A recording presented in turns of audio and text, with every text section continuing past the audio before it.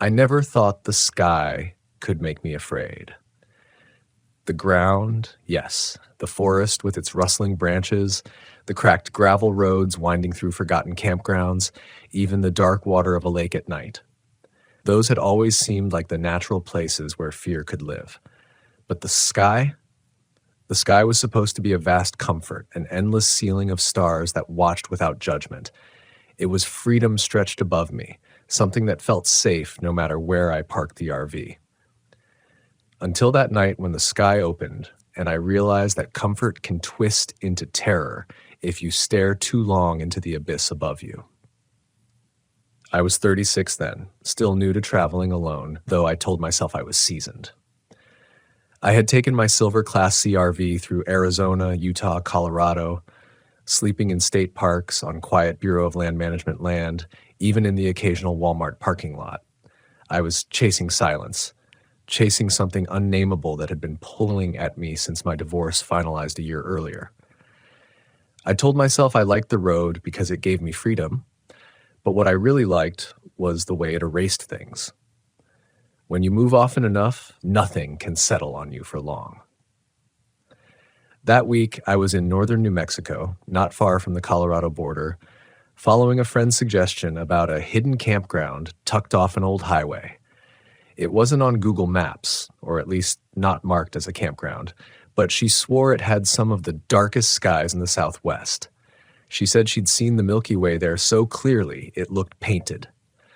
I trusted her because she was one of those astronomy types who carried binoculars in her glove compartment and drove hours just to sit under the stars.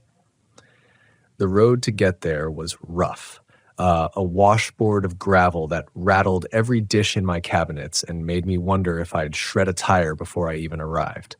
The trees thinned as I climbed higher, pine on pine and juniper giving way to open meadowland. Then suddenly, the road widened into a flat clearing with a ring of ancient concrete pads, crumbling fire pits, and a faded sign whose letters had peeled away long ago. An abandoned campground, maybe from the 70s. It looked forgotten, reclaimed by weeds and silence. Something about it drew me in. The emptiness wasn't unfriendly, not at first. It was like stepping into a memory no one had touched in decades.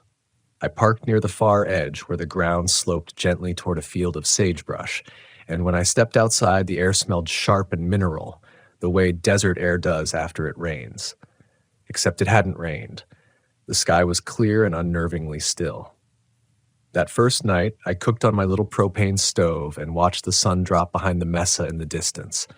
The stars rose slow, steady, unhurried, and soon the whole sky was alive. My friend hadn't lied. The Milky Way spilled across the blackness like a glowing river, so sharp and textured it made my eyes ache. I lay on a camp chair and stared upward, feeling like I'd fallen into a dome painted by some impossible hand. For a while, it filled me with peace. For a while, I believed this was exactly why I'd come. But peace has a way of curdling when you notice small things you can't explain. Around midnight, I saw what I thought was a shooting star. Bright, sudden, streaking across the sky. But instead of fading, it stopped. It hung in the air like someone had pressed pause. At first, I thought maybe it was a plane banking, but it didn't move. Not forward, not back. Just hung there, a speck of light so steady it hurt my sense of reality.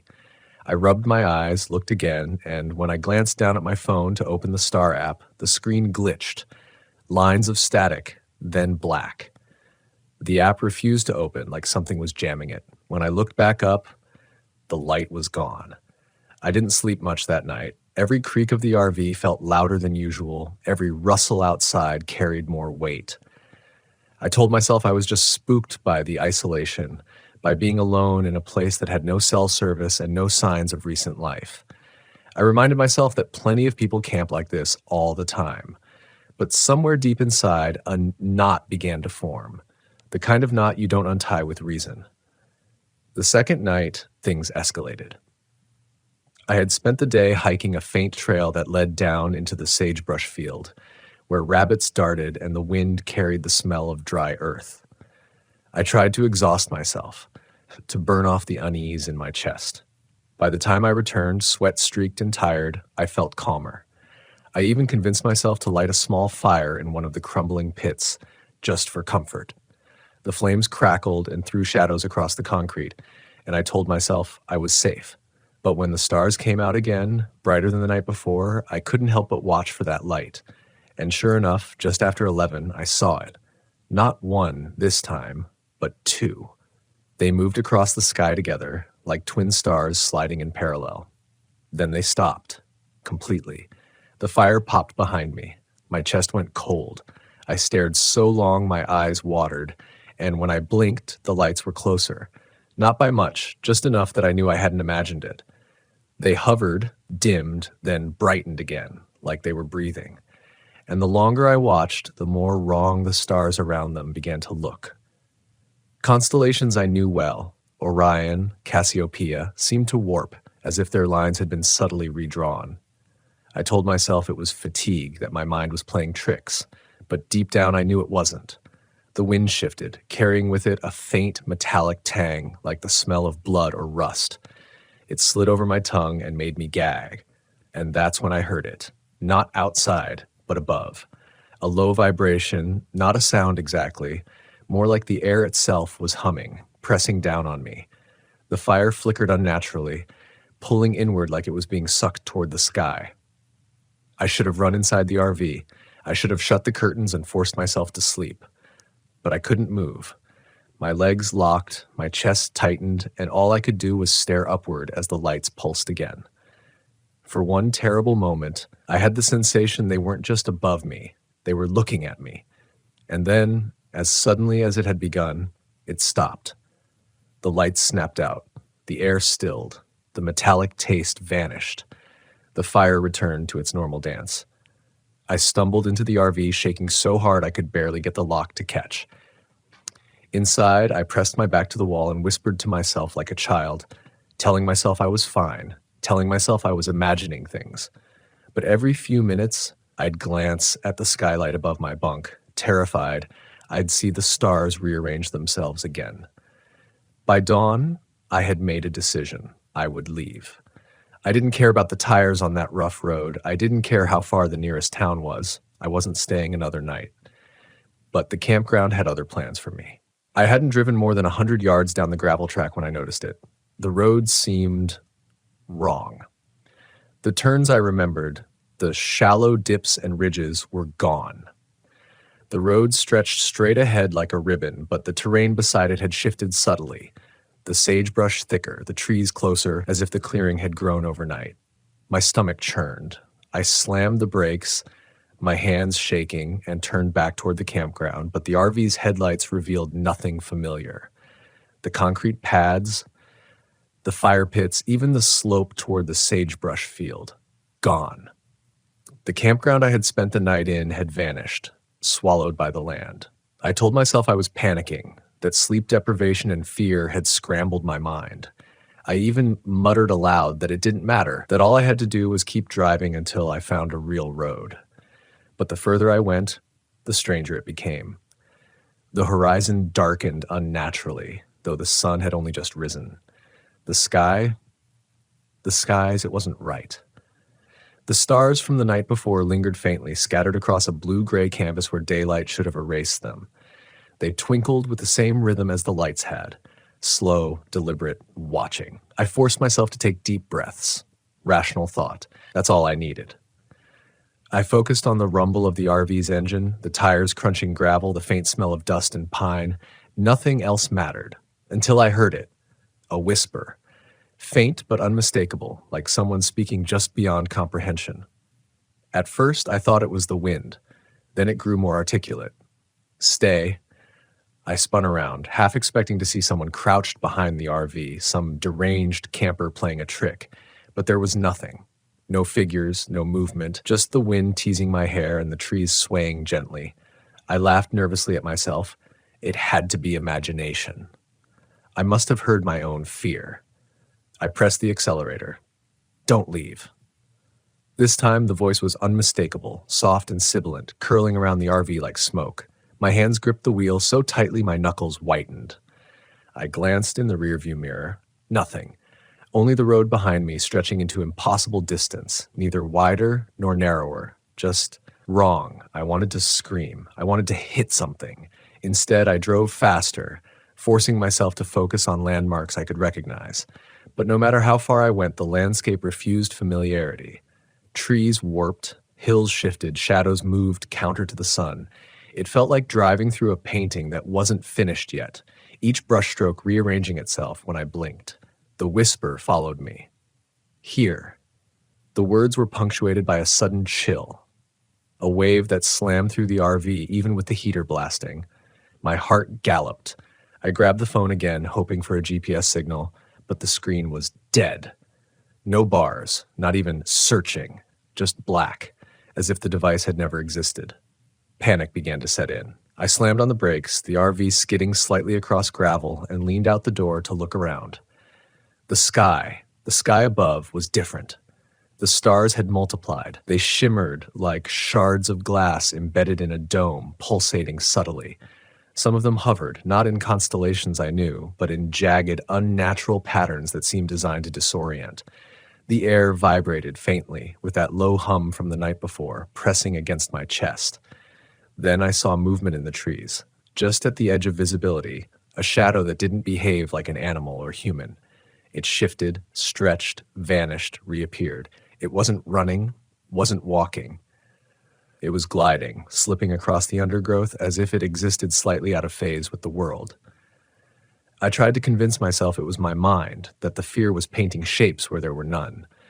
But every instinct in my body screamed otherwise. I gunned the engine and tore down what I hoped was the right path. The whispering followed, now insistent, not faint anymore. It wrapped around the RV, coiling in my ears. Stop. Come. Stay.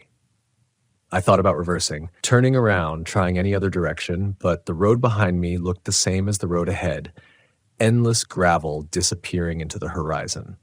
And the sky was widening, not just overhead, but everywhere, like the dome of stars was pressing down and out at the same time, bending perspective.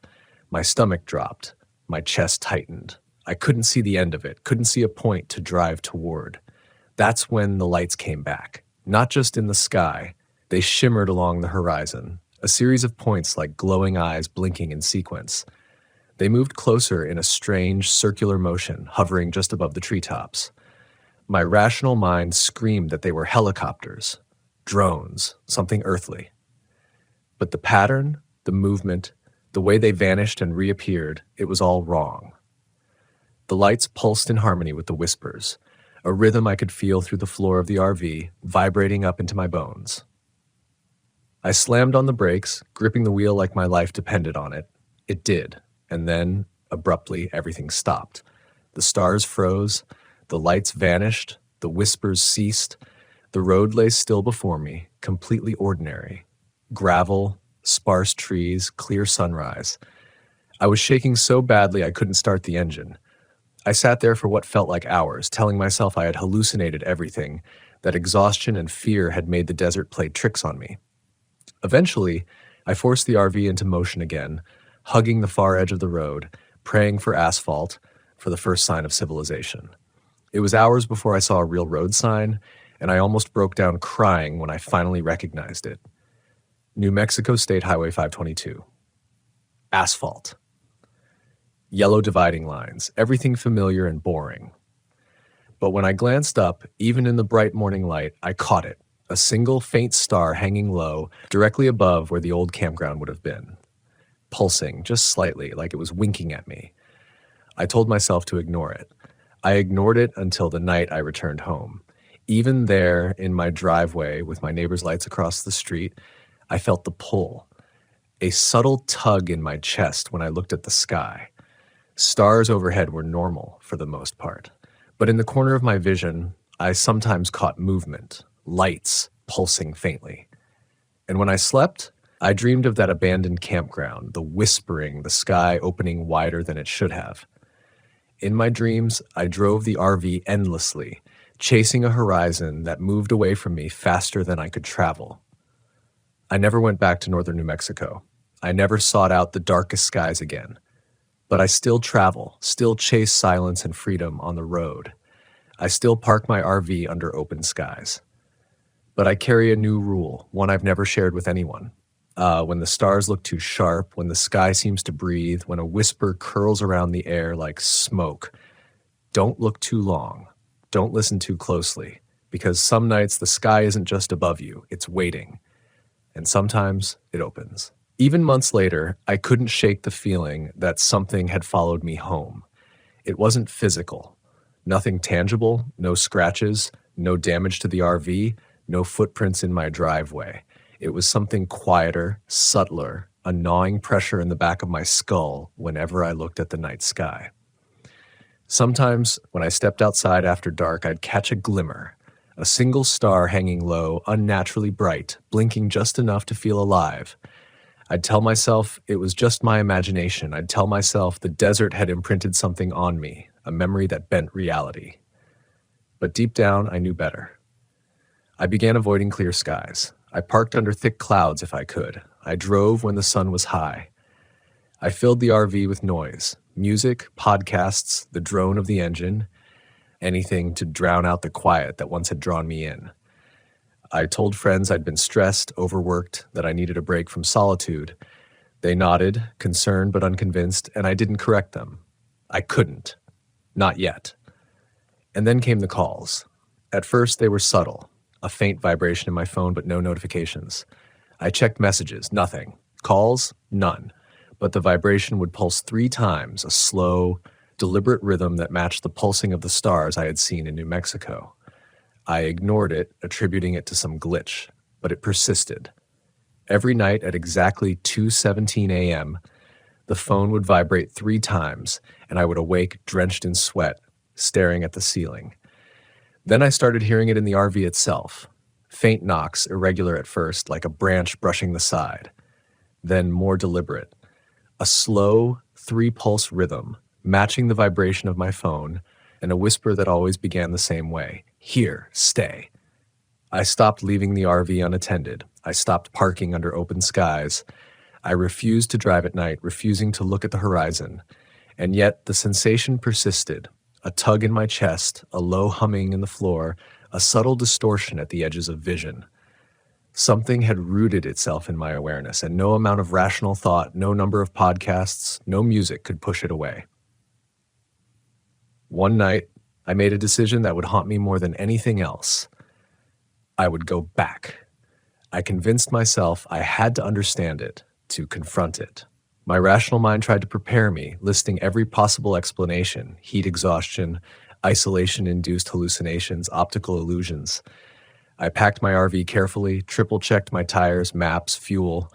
I even left a note for my sister telling her where I was going, though I didn't include the full story. I had to see if the sky itself could truly open again. The road back was unnervingly familiar. Gravel giving way to asphalt, pine and pines marking the ascent, the smell of dry earth that had once seemed comforting, now smelling like iron and fear. I drove in silence, gripping the wheel tighter than necessary. And as I approached the coordinates I had recorded in my GPS, coordinates that had once led me to the vanished campground, I felt it immediately. The air thickened, vibrating faintly, carrying that metallic tang I had tasted months ago. My heart thumped against my ribs, each beat echoing the rhythm I had come to know. 3 slow pulses. When I turned the final bend, the campground was there. Concrete pads, crumbling fire pits, weeds and dust. Everything exactly as I had left it, yet wrong. The shadows were longer, darker, and the sky above was heavier. The stars weren't in constellations I recognized. They shimmered unnaturally, pulsing gently, like something breathing. I wanted to stop the RV, slam the door, and run, but some part of me, the part that had insisted on returning, forced me forward. I parked at the edge of the field where I had camped before. The air was impossibly still. No wind, no birds, nothing stirred. Even the RV engine seemed louder than usual, a harsh contrast to the oppressive silence. I stepped outside, flashlight in hand, and immediately realized the shadows weren't cast by anything real. They stretched across the ground and twisted toward me, stretching further than the objects they were attached to. It was subtle, almost imperceptible, but my body recognized it instantly. My instincts screamed that this place was alive. And then I heard it. The whispers. Not from the wind, not from the RV, but from everywhere at once, echoing in the space between trees, inside the concrete pads, even in my skull. Stay, stay, stay. I froze, my flashlight shaking. My rational mind tried to argue, tried to tell me it was sound bouncing off surfaces, the echo of my own fear. But the words were not mine. The cadence, the repetition, it pressed against my eardrums, vibrating in sync with my heartbeat. I wanted to run. My feet, however, were rooted to the gravel, refusing to obey. Then I saw it. Not one of the lights, not the stars, but something on the ground at the edge of my vision. A shape, blacker than the night, darker than the shadows, moving fluidly across the field. It didn't run or walk. It glided, stretching and contracting, folding in on itself, impossible geometry. My stomach turned as it approached, the metallic tang in the air thickening, coating my tongue and teeth. I stumbled back toward the RV, but every step forward felt like wading through water. The whispers followed, now urgent, nearly screaming, "Stay! Come, stay!" I slammed the RV door, bolted it, and tried to start the engine. Nothing. The key wouldn't turn. The dashboard lights flickered. The whispering became louder, pressing in from every direction. I felt the vehicle tremble subtly, like the air itself was manipulating it. The shape on the ground paused, then dissipated into a shimmer, leaving the gravel still and quiet. I tried to calm myself, breathing rapidly, whispering that it had to be a hallucination, but the pulse, the slow, deliberate rhythm, continued in my chest. 3 beats. Always 3. Hours passed. The sky above me seemed to stretch wider, pulling my gaze upward against my will. The stars pulsed in sync with the rhythm in my chest. And then, slowly, I understood. It wasn't just the campground, the stars, the whispers. It wasn't just the lights. It had followed me home because it had marked me. The realization struck like a blow. I was not alone. I never had been. The fear, the unease, the whispers, they were a tether. And no amount of rational thought or escape could sever it. By the time the sun rose, casting weak light across the sagebrush, I managed to start the engine and leave. The campground disappeared again behind me, swallowed by the land as if it had never existed. I drove endlessly until asphalt and civilization returned. My GPS confirmed I was back on Highway 522. Everything seemed normal. Too normal. Even now, as I recount this, I feel the pull, faint but insistent. The pulse in my chest, the tug in my vision when the sky is too clear. I travel in daylight. I avoid long stretches of desert at night. I sleep with curtains drawn. But I know the truth, even if no one else does. Some places, some nights, some skies are alive. They wait. They watch. They remember who has seen them, who has been touched. And the sky can open wider than you ever imagined. I tried to tell myself it had ended when I returned home, that the tether had snapped when the campground vanished behind me, leaving only normal roads, asphalt, and sunlight. But the world has a way of reminding you that some things once seen cannot be unseen. The pull never fully left me. It lingered in the back of my mind, a quiet hum beneath every thought, beneath every breath. The first night after returning, I lay in bed staring at the ceiling, my RV parked safely in the driveway. I felt it then, the pulse again, faint, almost imperceptible but unmistakable. 3 beats. Not loud, not forceful, but insistent, like a heartbeat out of sync with my own. I told myself it was stress, a phantom echo of the desert, and yet I couldn't shake the sense that it was watching, waiting, aware of every movement, every choice. Sleep was impossible. I drifted in and out, haunted by visions of the vanished campground. The concrete pads stretching into nothingness, the fire pits cracked and overgrown, the sagebrush field bending unnaturally toward the horizon. I heard the whispers, soft and urgent, curling in my ears like smoke. Stay. Come. Stay. I realized then what the place wanted. It didn't want me dead. Not exactly. It wanted acknowledgement, recognition, attention, a witness. And I had given it that when I dared to return. Weeks passed. I tried to maintain routine, tried to convince myself that returning to travel would erase the memory, would dissolve the tether. But each night I drove the RV into a nearby campground. Each time I parked beneath a sky so dark the stars seemed solid, I felt the pull stronger. Shadows twisted and whispers brushed my ears. And every time I obeyed the instinct I had learned the hard way. I did not look too long, did not listen too closely.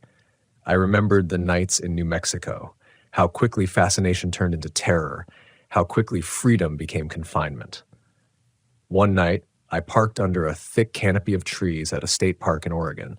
The sky barely peeked through, filtered by dense leaves.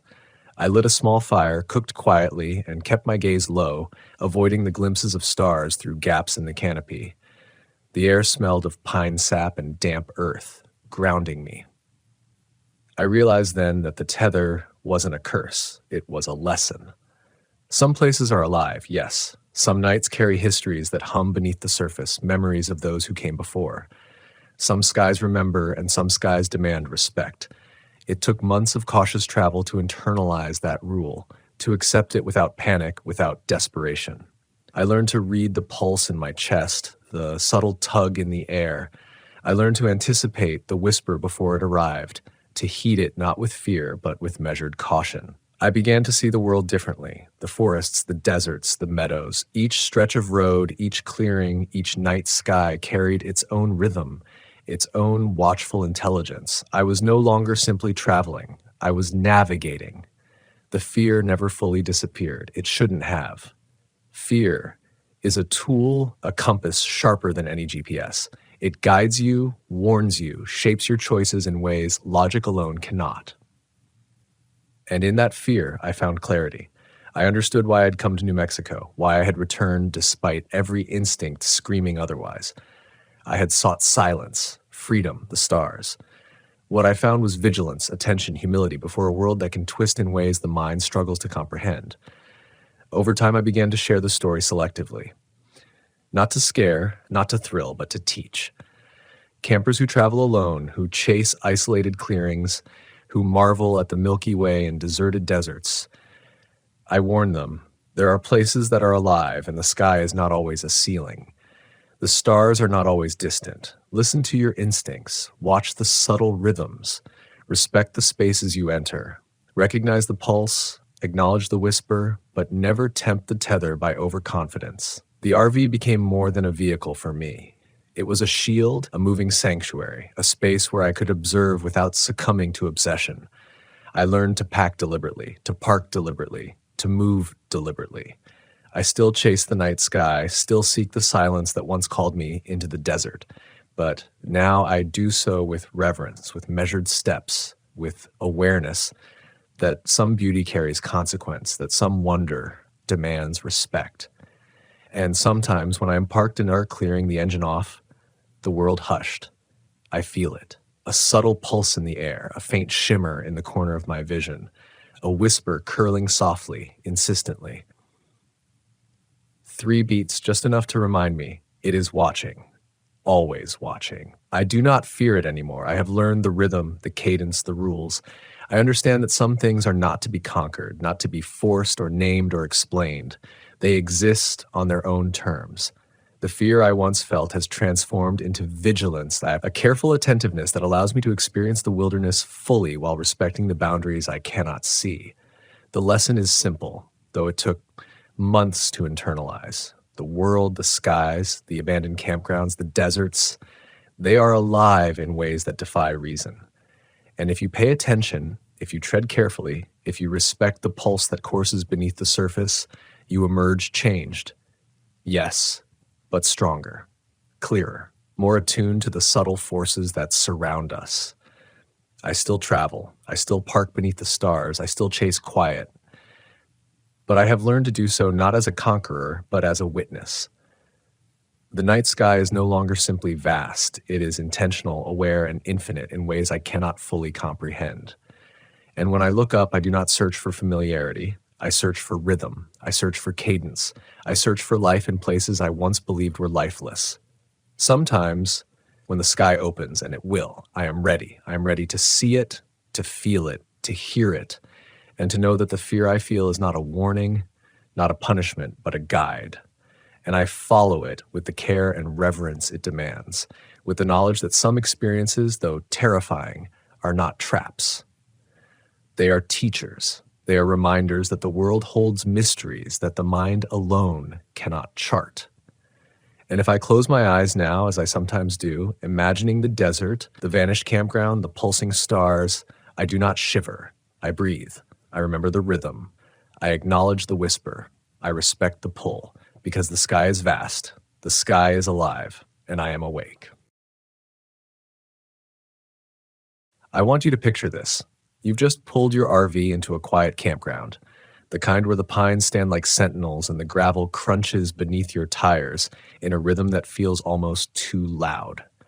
The sun has dipped low, bleeding orange light into the tree line, and for a moment you think you've found peace.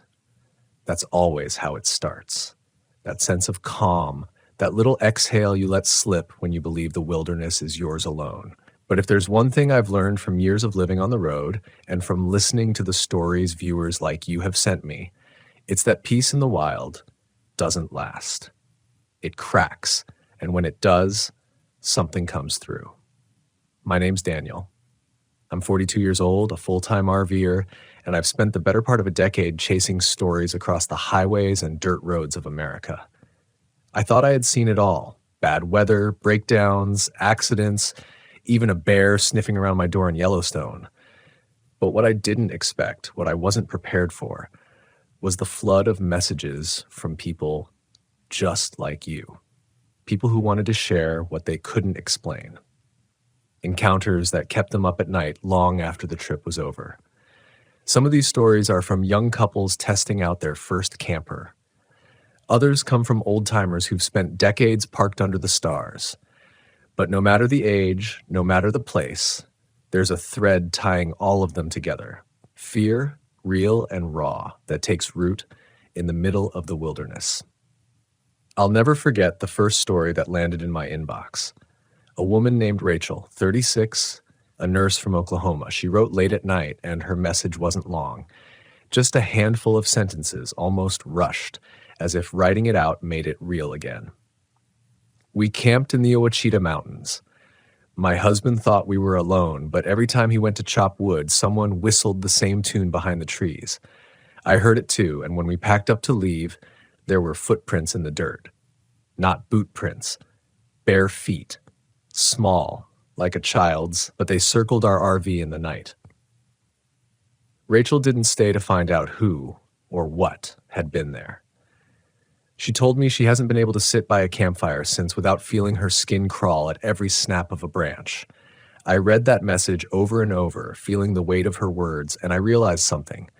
People don't send me these stories to scare me. They send them because they want to know they're not alone. And Rachel's story isn't the only one.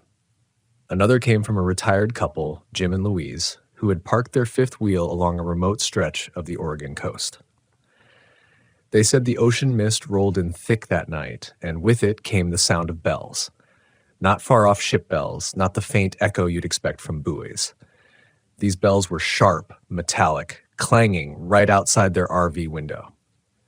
Jim swore. He went out with a flashlight, walked the perimeter, even checked the trees and the beach. Nothing. But the sound followed him back inside. Louise said she covered her ears, and even then she could feel it, like the ringing was inside her head instead of in the air. They left at dawn, too shaken to look back.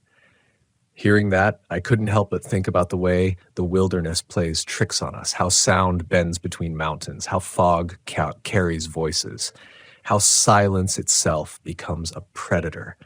But there's always a moment in these stories where it stops being just nature, where the air changes, where your instincts scream at you that something isn't right. And most of us, we're so stubborn, so determined to rationalize, that we ignore it until it's too late. I remember one story from a man named Carlos, 29, a mechanic from Texas. He and his younger brother had driven their old Class C RV deep into the Davis Mountains, looking for dark skies to watch the Perseid meteor shower. They set up, cracked open a couple of beers, and settled in for what they thought would be a night of wonder. The meteors did come, streaking fire across the sky, but Carlos said something else came too. Around midnight, his brother tapped him on the shoulder, pointing toward the ridge. At first, he thought it was just another camper with a lantern, but the light didn't move right. It swayed, almost like it was being carried, but there was no figure holding it. Just a pale glow bobbing down the slope, closer, then closer still. They killed their lantern, hoping to vanish into the dark, but the light stopped 50 feet away and hovered. Carlos told me he has never been so terrified in his life. His brother wanted to run, but he held him back, whispering, "Don't move, don't look at it."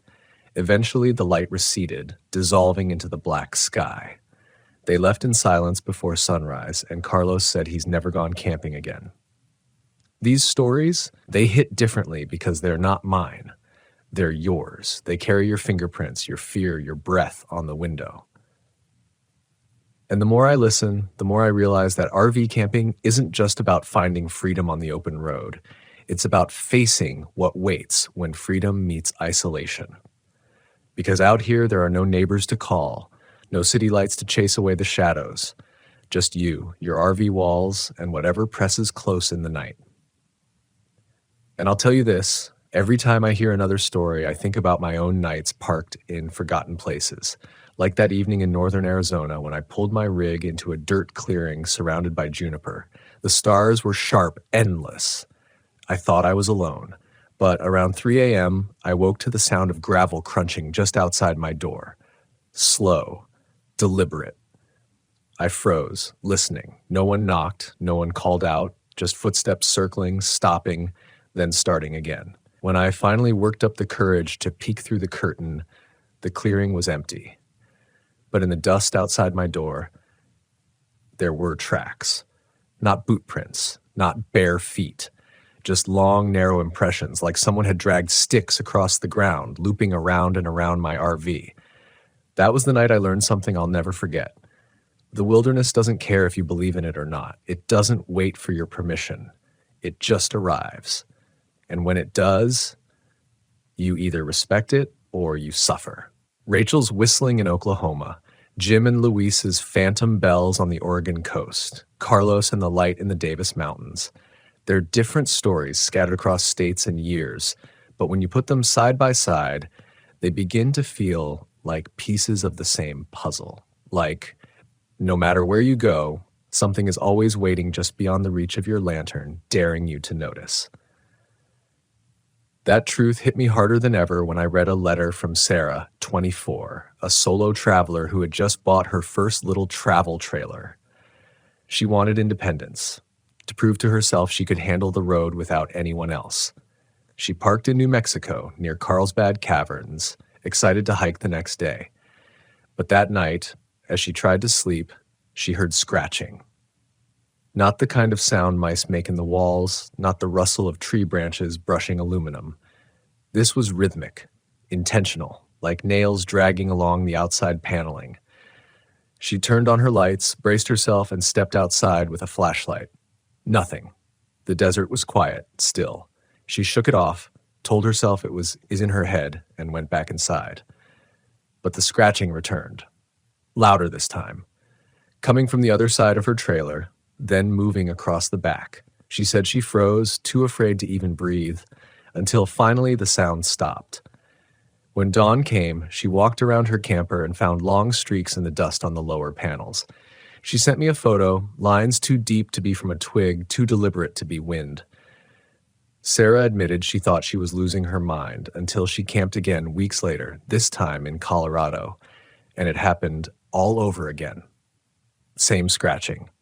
Same streaks in the dirt by morning. She doesn't know if something's following her or if she's just cursed, but she swore she'll never camp alone again.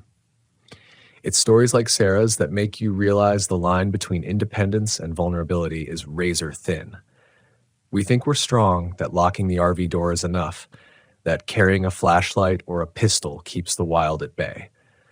But the truth is, walls this thin don't stop anything. Determined. Another viewer wrote me from Maine, where he had been camping with his teenage son near Acadia. He described the way the fog rolled in so dense you couldn't see 5 feet ahead.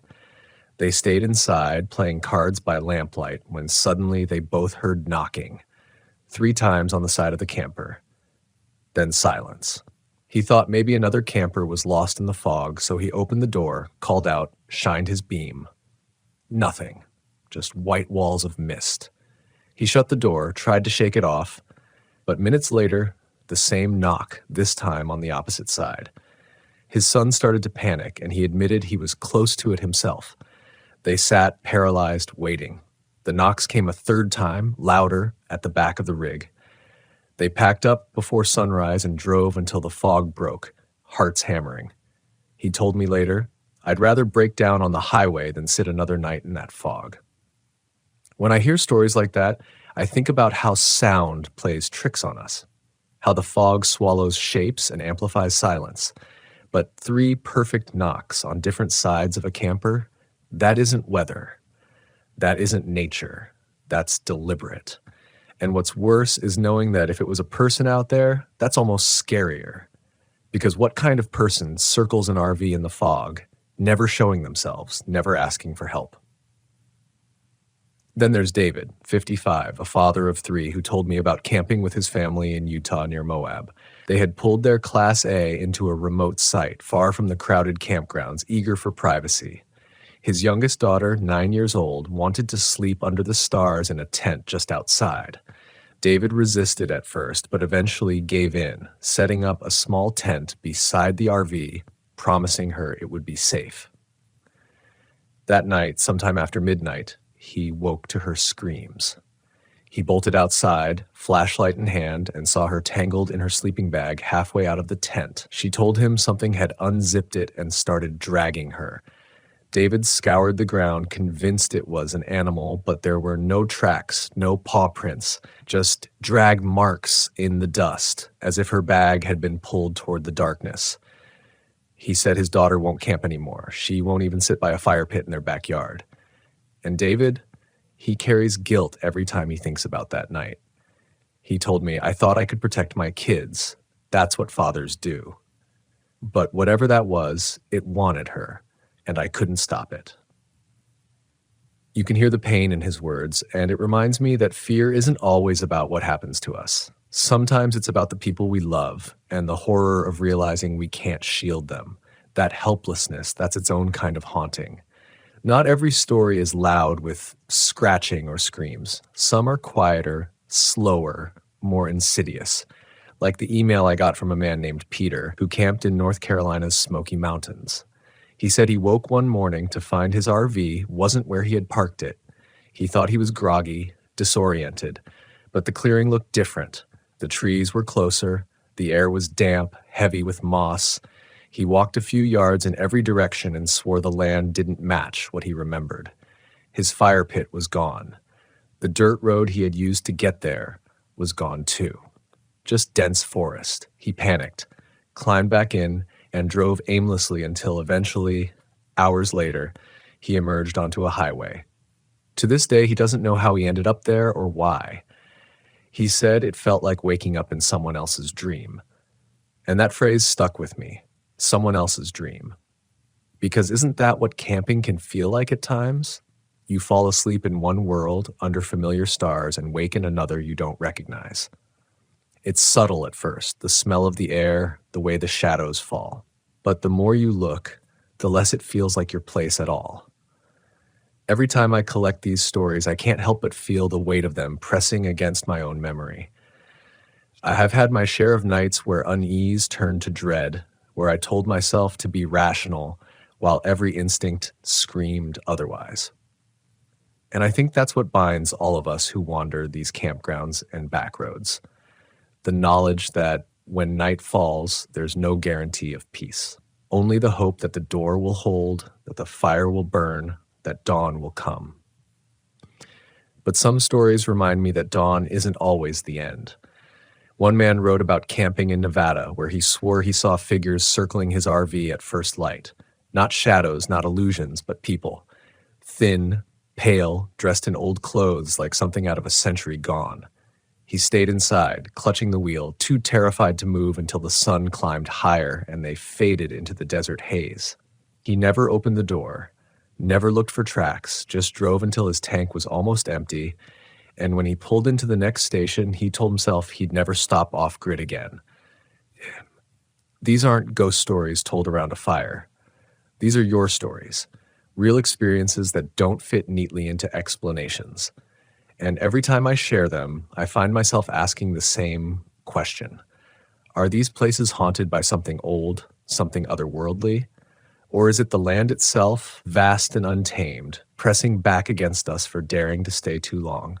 I've thought a lot about that question, whether it's spirits or something deeper in the land itself, because the stories I've collected never stay neatly in one category. They bend and overlap. One moment you're sure it's a ghost, the next you swear it's a predator in human skin. And sometimes the scariest truth is not knowing which it is.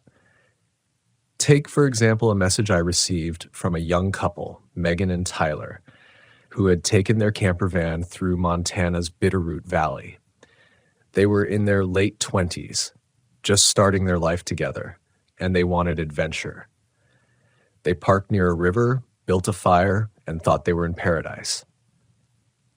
But Megan said she couldn't shake the feeling that someone was watching them. Not the way you feel when you see headlights pass on a distant road, but that prickling sensation on the back of your neck that tells you there are eyes fixed on you. Tyler laughed it off, but when he went to gather more firewood, he didn't come back right away. She called out. No answer. Then, after a long stretch of silence, he returned, carrying no wood, his face pale. When she asked what was wrong, he said he thought he'd seen someone in the trees. A man standing still, too far to make out details, but close enough that the firelight should have caught his face. Only it didn't. Just a silhouette. Tyler wanted to believe it was another camper, maybe a hiker, but they hadn't seen a soul all day. Later that night, Megan woke to Tyler shaking her. Listen, he whispered. She held her breath and heard it too. Whistling. Not a tune, not random. Just one long, steady note, repeating every few seconds, always from the tree line. She told me they didn't sleep a wink, and by first light, they were gone. Tyler still won't talk about what he saw out there. That story chills me because it's one thing to fear what you hear. It's another to fear what someone you love refuses to describe. Silence can be heavier than screams. Then there's the story of Frank, 60, who's been RVing longer than I've been alive.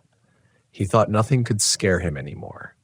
He wrote about a trip through Idaho when he pulled into a small, rundown RV park off Highway 95. It was cheap, nearly empty, and he figured it would do for a night. He parked, hooked up, and noticed something odd. Every other RV had curtains drawn tight, no lights, no movement. He assumed the place was half abandoned, but later, as he sat eating dinner, he saw shadows flickering in those darkened windows. Not the glow of a TV, not the flicker of candles. Shadows, tall and thin, moving from one side to the other. Frank said he felt his stomach turn cold. He stepped outside for a smoke, and that's when he noticed every RV door was chained from the outside, not locked from within. Chained. He threw his cigarette, ran back inside, and drove off without even retracting his power cord. He told me he doesn't know what was in those rigs, and he doesn't want to know, but he swore he saw one of the curtains twitch as he sped past. And that's the thing. Sometimes the scariest stories aren't in the deep wilderness at all. They're in the places built for us, the parks and lots where we're supposed to feel safe. I remember a woman named Angela writing to me from Arizona. She was 52, traveling alone after losing her husband. She thought camping would heal her grief, give her a sense of freedom again. She parked outside Sedona, where the red rocks glow at sunset, and she said for a while it felt like the land itself was embracing her. But that night, as she lay in bed, she smelled something. Sweet, cloying like flowers, but rotten underneath. She sat up, confused, and the scent grew stronger, as if someone had opened a jar of decay right under her window. She peeked through the blinds, and in the glow of the moon, she saw movement. Not an animal, not quite human. Something crouched, its shape twisted, its hands pressed against the side of her RV. Angela said she slammed the blinds shut, locked the door, and stayed awake until the first rays of dawn. When she finally stepped outside, the smell was gone, but smeared across the side of her RV were handprints. Not dirty, not bloody. Green. Green, like the stains of crushed plants pressed into the paint. I think about Angela often, how grief had driven her to seek peace, and how instead she found something that marked her camper like it knew her. That's the cruel part about these stories. The land doesn't care why you're there or what you're carrying in your heart. It only decides whether to leave you untouched or not. And then there are stories that linger like echoes because they remind me of dreams I've had myself. A man named Victor wrote from Colorado, where he had been camping with friends in the Rockies. They had hiked all day, returned to their RV exhausted, and passed out quickly. Around 2 a.m., Victor woke to the sound of laughter. At first he thought it was his friends, but the laughter wasn't coming from inside. It was outside, circling the RV. He described it as childlike, but distorted, like voices recorded and played back too fast. He shook his friends awake, but the moment they listened, the laughter stopped. Then came again, closer, like it was mocking him for telling. The next morning, one of his friends admitted he dreamt of children standing outside the RV windows, their mouths wide, their eyes blank. They hadn't told each other until then, afraid of sounding crazy. Victor said that trip was the last time he camped with anyone.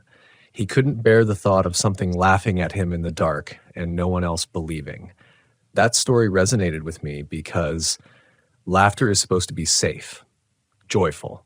But when it bends, when it twists into something unnatural, it's worse than any growl or scream. It makes you doubt your own sense of reality. And isn't that what all these stories really do? They force us to question what's real. Was it a person in the woods or a shadow? Was it a trick of the wind or a whisper with intent? Was it a dream or something watching while we slept? The longer I live on the road, the more I realize that fear doesn't always come charging at you. More often, it seeps in slow, creeping through sound, smell, silence. It makes a home inside your chest before you even recognize it. And by the time you do, it's too late to push it out. That's why I tell these stories. Not to frighten for the sake of fear, but to remind you that when you roll into a campground, when you back into a quiet clearing, you're stepping into something bigger than you, something that doesn't need your belief to exist. And maybe that's the lesson buried in all these viewer experiences. The wilderness doesn't play by our rules. Sometimes it welcomes you, sometimes it watches, and sometimes it presses so close you can feel its breath against your skin. One of the hardest things about these stories is how often they mirror feelings I've had myself. Nights when I've parked miles from anyone else and felt that same crawling awareness that I wasn't alone. I've always believed in listening to your instincts, but what do you do when your instincts scream and there's nowhere to go? That's the trap of the wilderness. It makes leaving as dangerous as staying. A viewer named Marcus shared a story that keeps me awake more nights than I'd like to admit. He was traveling through Kentucky, following winding back roads until he found a pull-off deep in the Daniel Boone National Forest. It was secluded, perfect.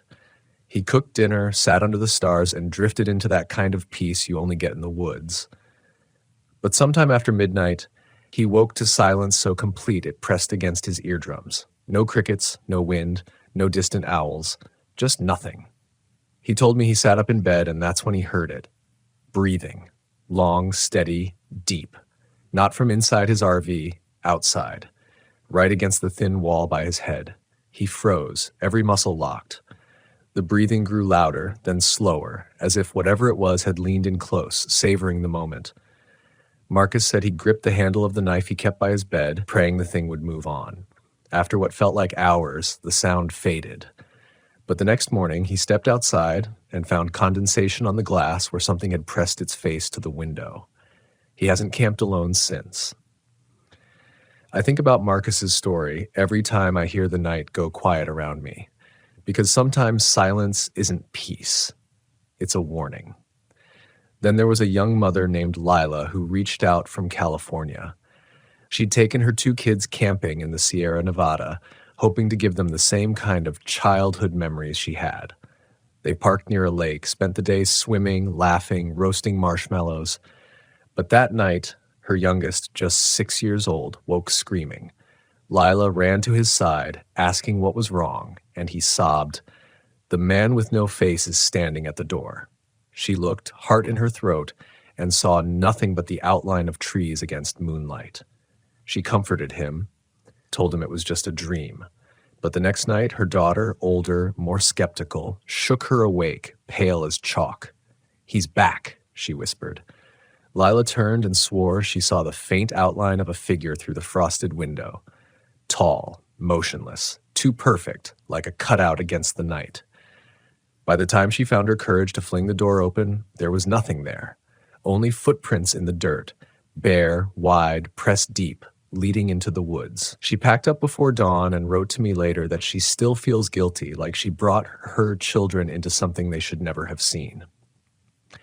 And I can't blame her, because some places carry weight, and sometimes that weight presses hardest on children, as if they're easier for the wilderness to reach. Stories like that remind me how fragile our sense of safety really is.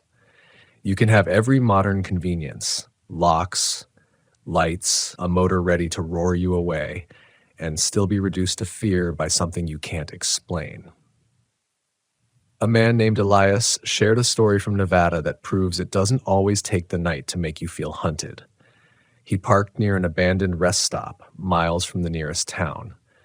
The sun was still high when he noticed a figure standing by the tree line. At first, he thought it was a hitchhiker, but when he waved, the figure didn't move.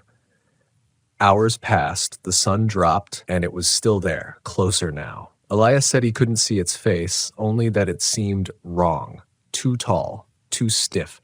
He locked his doors, turned off the lights, and waited. When dawn came, the figure was gone, but he found something on his windshield. A smear. Greasy, hand-shaped, but too large for a human hand. He doesn't stop at rest areas anymore. He says he drives through the night instead because daylight didn't save him. And then there are the stories that cut right into your chest because they mix the strange with the intimate. A woman named Holly told me about camping in Florida with her fiancé. They had parked in a small RV park near the Everglades, one of those quiet spots with only a few rigs scattered around. That night, she woke to the sound of her fiancé's voice outside, calling her name. She almost opened the door until she rolled over and saw him sleeping beside her.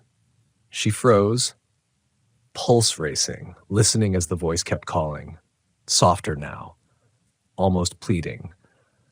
She shook him awake, and when he stepped outside with a flashlight, the voice stopped. But in the wet grass around their camper were bare footprints leading away. Holly said she never told her fiancé how close she'd come to opening the door. She said she didn't want him to know how much she doubted her own instincts. That one haunts me because I know how easy it is to trust the familiar. How quickly you'd open a door if you thought someone you loved needed you, and how devastating it would be to realize you just let something else inside. I think sometimes the wilderness knows our weak spots. It doesn't just push against us at random. It chooses. It whispers where it knows you'll hear, scratches where it knows you'll fear, waits where it knows you'll break. And I wonder if that's why these stories carry such a common thread. They're not just about being startled or inconvenienced. They're about being seen, watched, known in ways that make your skin crawl. When I sit alone in my rig, reading these letters by lamplight, I sometimes feel like the stories themselves are staring back at me, as if the very act of writing them down gives them more weight, more presence. And I remind myself of something I once heard from a ranger in Colorado. The forest remembers you, whether you want it to or not. Maybe that's the truth. Maybe every time we camp, every time we strike a match or lay our head against a thin RV wall, the land takes note. And maybe, just maybe, it doesn't forget. The ranger's words, "the forest remembers you," echo in my head when I sift through these stories, because so many of them feel like memories pressed into the dirt, waiting for the next traveler to stumble over them. Some of you wrote to me saying you went back to the same place years later and felt it all over again, like a scar in the landscape that wouldn't heal. One story like that came from Brenda, 49, who camped with her family in Tennessee when she was a teenager. She remembered waking in the middle of the night to see her parents standing at the RV window, whispering. When she asked what was wrong, her mother hushed her back to sleep. Only later did she overhear her father admit that he'd seen something, walk past their campsite, tall and hunched, its head brushing the low branches. They left at first light, never spoke of it again. Decades later, Brenda took her own kids camping, not far from that same site. She said she woke one night to the sound of heavy footsteps circling the RV. She looked out the window, and though she saw nothing, she swore she felt the same fear her father must have felt. She woke her husband, insisted they leave, and when she stepped outside to unhook the cables, she noticed the ground. Wide depressions in the dirt, too large for boots, spaced in a stride no human could make. She told me, "I think it was waiting for me to come back, and when I did, it remembered." Then there was Sam, 27, who camped with friends in the deserts of Utah. They parked near strange rock formations that towered like ancient statues. He said they joked about sleeping in the shadow of giants, but the laughter ended when the wind picked up that night. Sam said the sound wasn't just wind rushing through rock. It was voices, low and murmuring, weaving into the air. His friends brushed it off until one of them swore the voices were calling their names, one by one. Clear, personal. Sam told me he lay awake, heart pounding, listening to his own name drift through the desert like smoke. When dawn came, they packed up, shaken. But Sam stayed behind just long enough to circle one of the formations, and what he found chilled him. Carvings in the stone, weathered, faint, but unmistakable. Rows of names, etched deep, stretching higher than he could reach. Names he didn't recognize, but also names that matched his friends. Even his own. I don't know what to make of that. Did someone carve them decades ago? Did the desert know they would come? Or did the land write them as they slept? These are the kinds of stories that blur the line between natural and impossible, and they're the ones that linger because they suggest something greater than coincidence. But not every horror is carved in stone. Some comes in sound that should never exist. A man named Jordan told me about camping in Michigan's Upper Peninsula, deep among the pines. He parked his RV by a small lake, set up camp, and as night fell, he heard a loon call across the water. Familiar, comforting. He smiled until the call came again. Too close, too human. Like someone imitating the bird but getting it wrong. The imitation kept coming, circling the lake, closing in. He said he knew it wasn't a loon when the call rose into words, broken and stretched, his own name bending on the air. He doused his fire, locked himself in, and prayed until sunrise. When he finally ventured out, the lake was still, the trees silent. But on the shoreline were prints, not human, not animal. Long and sharp, like reeds pressed into the mud, pacing back and forth as if something had waited. The more I hear these stories, the more I see how the wilderness doesn't need to roar to terrify us. It whispers, it imitates, it remembers. Another story came from Clara, 64, who had camped in New Hampshire with her husband for years. She said their favorite site was near an old logging road. They'd sit out at night, listening to the crickets and watching fireflies. But one night, long after midnight, she woke to the sound of boots crunching gravel. She thought maybe it was a late-arriving camper until she realized the steps never passed. They stopped right beside the RV and stayed there. Her husband, a practical man, grabbed a flashlight and stormed outside. But the moment he opened the door, the steps resumed. This time, running into the woods, fading fast. He searched with the beam, found nothing. But when he returned, Clara noticed something strange. His boots were soaked, as if he'd walked through a river. Only he hadn't gone far enough for that. She said she never forgot the look on his face when she pointed it out. He never wanted to camp there again. Sometimes I wonder if these encounters are less about what's seen and more about what's left behind. The condensation on a window, the smear on a windshield, the prints in the mud. the water on your boots, proof that something touched your world even if you didn't see it. And sometimes the proof is carved not just in stone or dirt, but in memory itself. A man named Derek, 40, told me about camping in Washington with his brother. They parked in a dense forest, the kind where light barely touches the ground.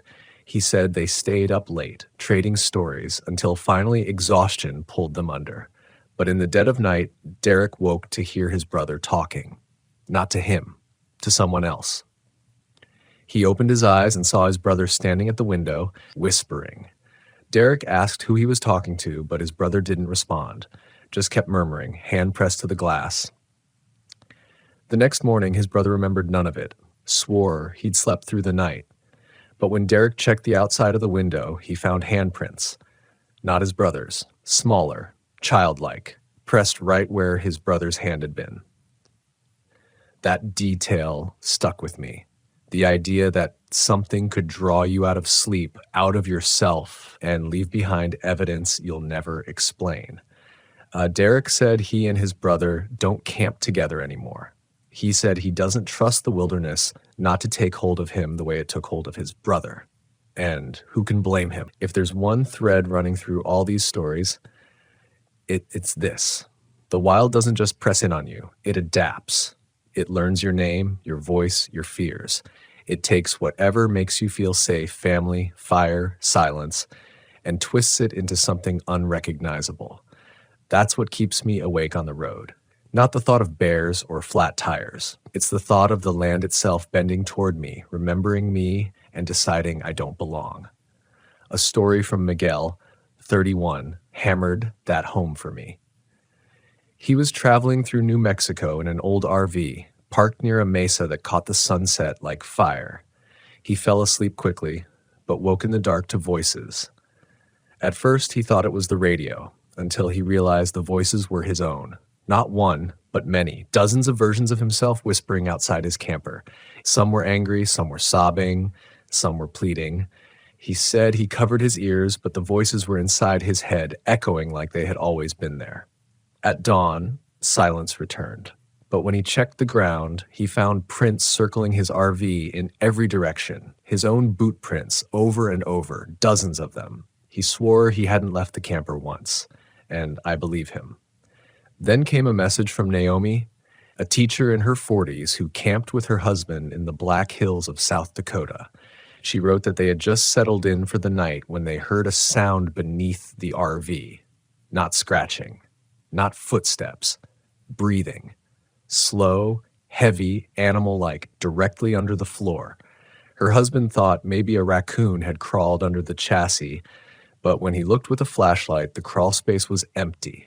The breathing kept going all night, vibrating through the frame, rising and falling like the earth itself was alive. Naomi told me she cried herself to sleep, and when morning came, she swore she saw condensation on the underside of the RV, as if lungs had pressed moisture against the metal. They left without breakfast, and she said even the memory makes her skin itch. And then there's a story that hit me in a way I wasn't prepared for. A man named Leo, mid-30s, camping with his dog near the Oregon coast. He said he always trusted his dog more than his own instincts. Animals know. That night, the dog wouldn't stop growling at the door, hackles raised, teeth bared. Leo thought maybe it was a coyote until he heard someone softly calling his dog's name from outside. The voice was gentle, coaxing, like a friend. But his dog only growled harder, backing away from the sound, eyes locked on the door. Leo said he sat there with his hand on the latch, torn between trusting the voice and trusting the animal. The voice kept repeating, patient, kind. "Come here, boy, come here." He said it broke him to hear it, because it wasn't just the sound of someone calling. It was his own voice, perfectly mimicked. Leo never opened the door. By dawn, the voice was gone, but his dog never recovered. The animal refused to go near the RV again, and weeks later stopped eating altogether. Leo said he had to put him down, and he still wonders if whatever was outside didn't just call the dog, it took something from him. That one cut deep, because anyone who travels knows, your dog isn't just your pet. Out here, They're your alarm system, your companion, your anchor to sanity. To lose that trust is to lose everything.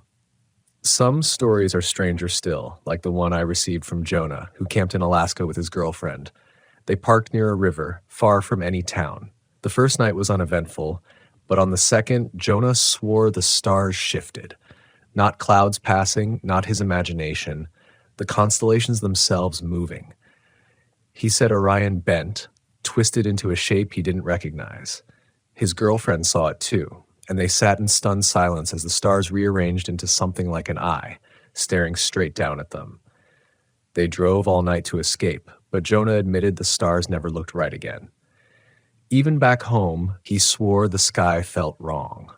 Like once you've seen it move, you can never unsee it. I don't know if that story was cosmic, supernatural, or just exhaustion, but I know this. He believed it, and belief has power. And belief is what shapes the way fear embeds itself in you. A man named Curtis told me about camping in Kansas, where he woke to see a figure standing in his RV's doorway. Not inside, not outside, in the doorway, frozen between. He blinked, and it was gone. But when he reached to close the door, the handle was warm, as if someone had just let go. Curtis said he used to laugh at ghost stories. Now he doesn't. All these stories, your stories, they build into something greater than the sum of their parts. They remind me that RV camping isn't just about roads and destinations. It's about thresholds, between comfort and fear, between the known and the unknowable, between the safety of four thin walls and the vast, waiting dark. And every time you step into that threshold, you risk crossing into something you can't come back from. By now, you can probably feel it too, the pattern beneath these stories. The rhythm of unease, suspicion, dread, and then that awful crescendo where panic grips and won't let go. Every tale has that moment when the ground beneath you shifts, when you realize you aren't just camping anymore, you're surviving. A woman named Teresa, 61, sent me her story from Arkansas. She and her husband had parked their RV near the Ozarks, away from the main campgrounds. She said she woke in the middle of the night to see her husband standing at the small dinette window, staring out. She called to him, but he didn't answer. She walked closer, and when she touched his shoulder, he turned with blank eyes and whispered, "They want us outside." Theresa panicked, shook him until he seemed to wake, and he had no memory of it. But the next morning, just beyond the tree line, she saw a circle of stones arranged perfectly in the dirt. She swore it hadn't been there when they arrived. And she told me she's convinced that if she hadn't woken up, her husband would have walked into those woods and never come back. That one left me cold, because it wasn't just the land pressing in on them. It was the land reaching through someone she loved. Then there's the story from Colin, a younger guy in his 20s who went road tripping through Nevada with friends. They parked near a ghost town, old wooden buildings rotting into the desert. He said it felt eerie but exciting, like stepping back in time. That night, though, he woke to the sound of footsteps on the RV roof. Heavy, deliberate, pacing back and forth. His friends heard it too, wide-eyed in the dark. They argued about whether to check, but before anyone could move, the steps shifted, coming down the side, scraping metal as if something crawled along the frame. They bolted, driving off without even retracting the leveling jacks. When they stopped hours later to catch their breath, they saw long gouges down the RV's siding. Colin said he doesn't know if it was human, animal, or something else, but he can't sleep in silence anymore. He needs the hum of a highway, the safety of movement to keep the footsteps off his roof.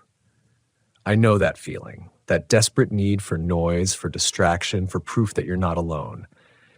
Because silence in these stories is never empty. It's waiting. Another came from Mia, 34, camping solo in Wyoming. She said she pulled into a clearing just before dusk, the sky wide and endless above her. For hours, nothing happened.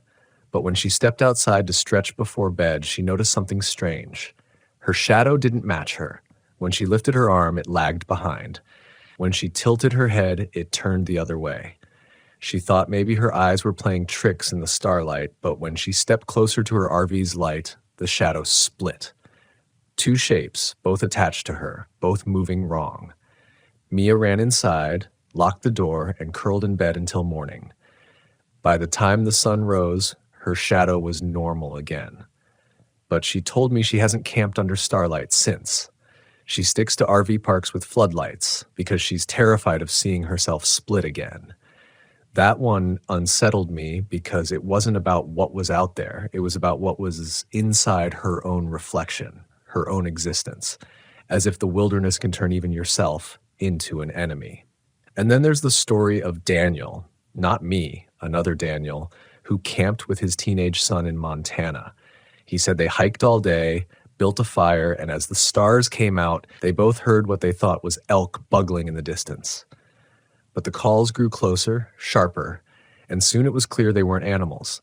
They were voices, guttural, rising into the night like some kind of chant. His son grew scared, begged to leave, but Daniel told him they were fine. Hours later, he woke to find his son gone. Panic shot through him. He grabbed a lantern, searched the clearing, and found his boy standing in the dark, eyes closed, lips moving, whispering the same guttural chant they had heard earlier. Daniel dragged him back, shaking him awake, but the boy remembered nothing. To this day, he says his son refuses to talk about it. And maybe that's what makes these stories so heavy, the silence after, the way people don't want to speak of what happened, like words themselves will call it back. One more story comes to mind, from Elaine, who parked in Colorado, high in the Rockies. She said she woke to a faint glow outside her window, like fireflies. But when she looked closer, the lights weren't insects. They were eyes. Dozens of them, low to the ground, circling her RV. She stayed perfectly still, heart hammering, as the eyes blinked in unison, every single one at the same time. Then, as suddenly as they came, they winked out. In the morning, she checked the dirt. No tracks, no sign of life, just silence, pressing heavy in the thin mountain air. Elaine's story sticks with me because eyes mean awareness. They mean recognition. Something out there had seen her, really seen her, and that's the part none of us can forget once it happens. The moment you realize you're not just imagining things, something has noticed you, and noticing is only the beginning. After hearing so many of these encounters, I've come to realize that the scariest ones aren't always the most violent. They're the ones that bend your perception, that make you doubt your own senses, that linger in your memory long after you've driven away. Because it's easy to escape a place. It's harder to escape the version of yourself that the place awakens. I think about Paul's story often. He was a Vietnam veteran, 70 years old, who had been RVing for decades without fear. He told me about camping in the deserts of Arizona, not far from an old mission. He'd always believed in rational explanations. But one night, as he sat by the fire, he saw his wife. She'd been dead for 5 years. She stood at the edge of the light, smiling the way she used to when they traveled together. He said he almost rose to meet her, tears in his eyes when his dog growled low and steady. The smile on her face faltered, and she turned, dissolving into the dark. Paul told me, I would have walked to her. I wanted to, but I don't think I would have come back. That story haunts me because it shows how the wilderness doesn't just use fear, it uses love. It pulls at the threads of your heart, your memories, until you're ready to step willingly into its grasp. Another one came from Jasmine, a 30-year-old who camped near Glacier National Park. She said she parked her camper van in a quiet pull-off, planning to hike in the morning. That night, she woke to knocking at her door. Not frantic, not violent, gentle, polite, as if someone was asking permission. She froze, listening. The knocking came again, soft, insistent. She thought maybe it was a ranger, until she realized no flashlight swept the windows, no voice called out. Just knocking. When she finally worked up the courage to look through the peephole, she saw no one. But when she opened the door at dawn, she found words etched into the dust on her step. Let me in. She swore no one could have written it without her hearing. And that's what terrifies me most, that sometimes the danger isn't pounding to break inside. Sometimes it's waiting for you to invite it. Then there was Brandon, who wrote me about camping near Yosemite with friends. They were seasoned hikers, confident, used to long treks and quiet nights. But that night, as they sat by the fire, they noticed the woods had gone too still. No wind, no crickets, just silence. Then came a rustling, deliberate from the dark. They aimed their lights, expecting deer, but what they saw froze them, figures, dozens of them, standing just beyond the trees, all identical, all tall, all unmoving. Brandon said they didn't run. They couldn't. They just sat paralyzed until the fire burned low. By dawn, the figures were gone, no tracks, no sign of life. But the memory of dozens of eyes locked on them still wakes him in the middle of the night. I don't know what those figures were, people, spirits, something older, but I know this. Sometimes the wilderness doesn't just watch with one pair of eyes. Sometimes it watches with many. Another story came from Lydia, who camped with her teenage daughter in Texas. They parked near a canyon, the kind where echoes stretch forever. That night, Lydia swore she heard her daughter's laughter outside, echoing against the walls. But when she checked, her daughter was still inside, sound asleep. The laughter continued, circling the RV, rising and falling with the canyon's rhythm. She tried to plug her ears to block it out, but even in silence, she felt it vibrate through her chest. By morning, she asked her daughter if she'd dreamed anything strange. Her daughter said, "Yeah, I dreamed I was outside, laughing with friends, but when I turned around, they all had my face." That detail still makes my stomach drop, because laughter is supposed to be joy, and family is supposed to be safe. But when both turn against you, what do you cling to? And then there's the story of Robert, who wrote from Maine. He said he was camping alone, parked by a rocky coast. At midnight, he heard waves crashing louder than before. He looked out and saw not one horizon, but two.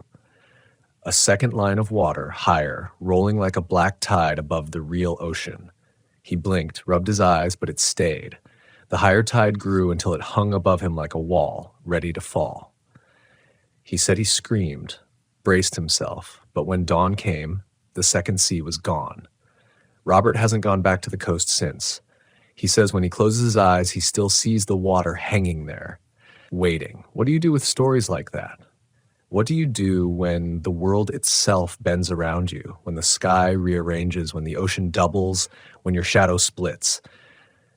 You can pack your rig, you can drive to the next state, but you can't drive out of your own memory. And maybe that's the real horror of RV camping. Not just the nights you can't explain, but the mornings after. The way you still smell the rot in the air. The way you still hear your name in the silence.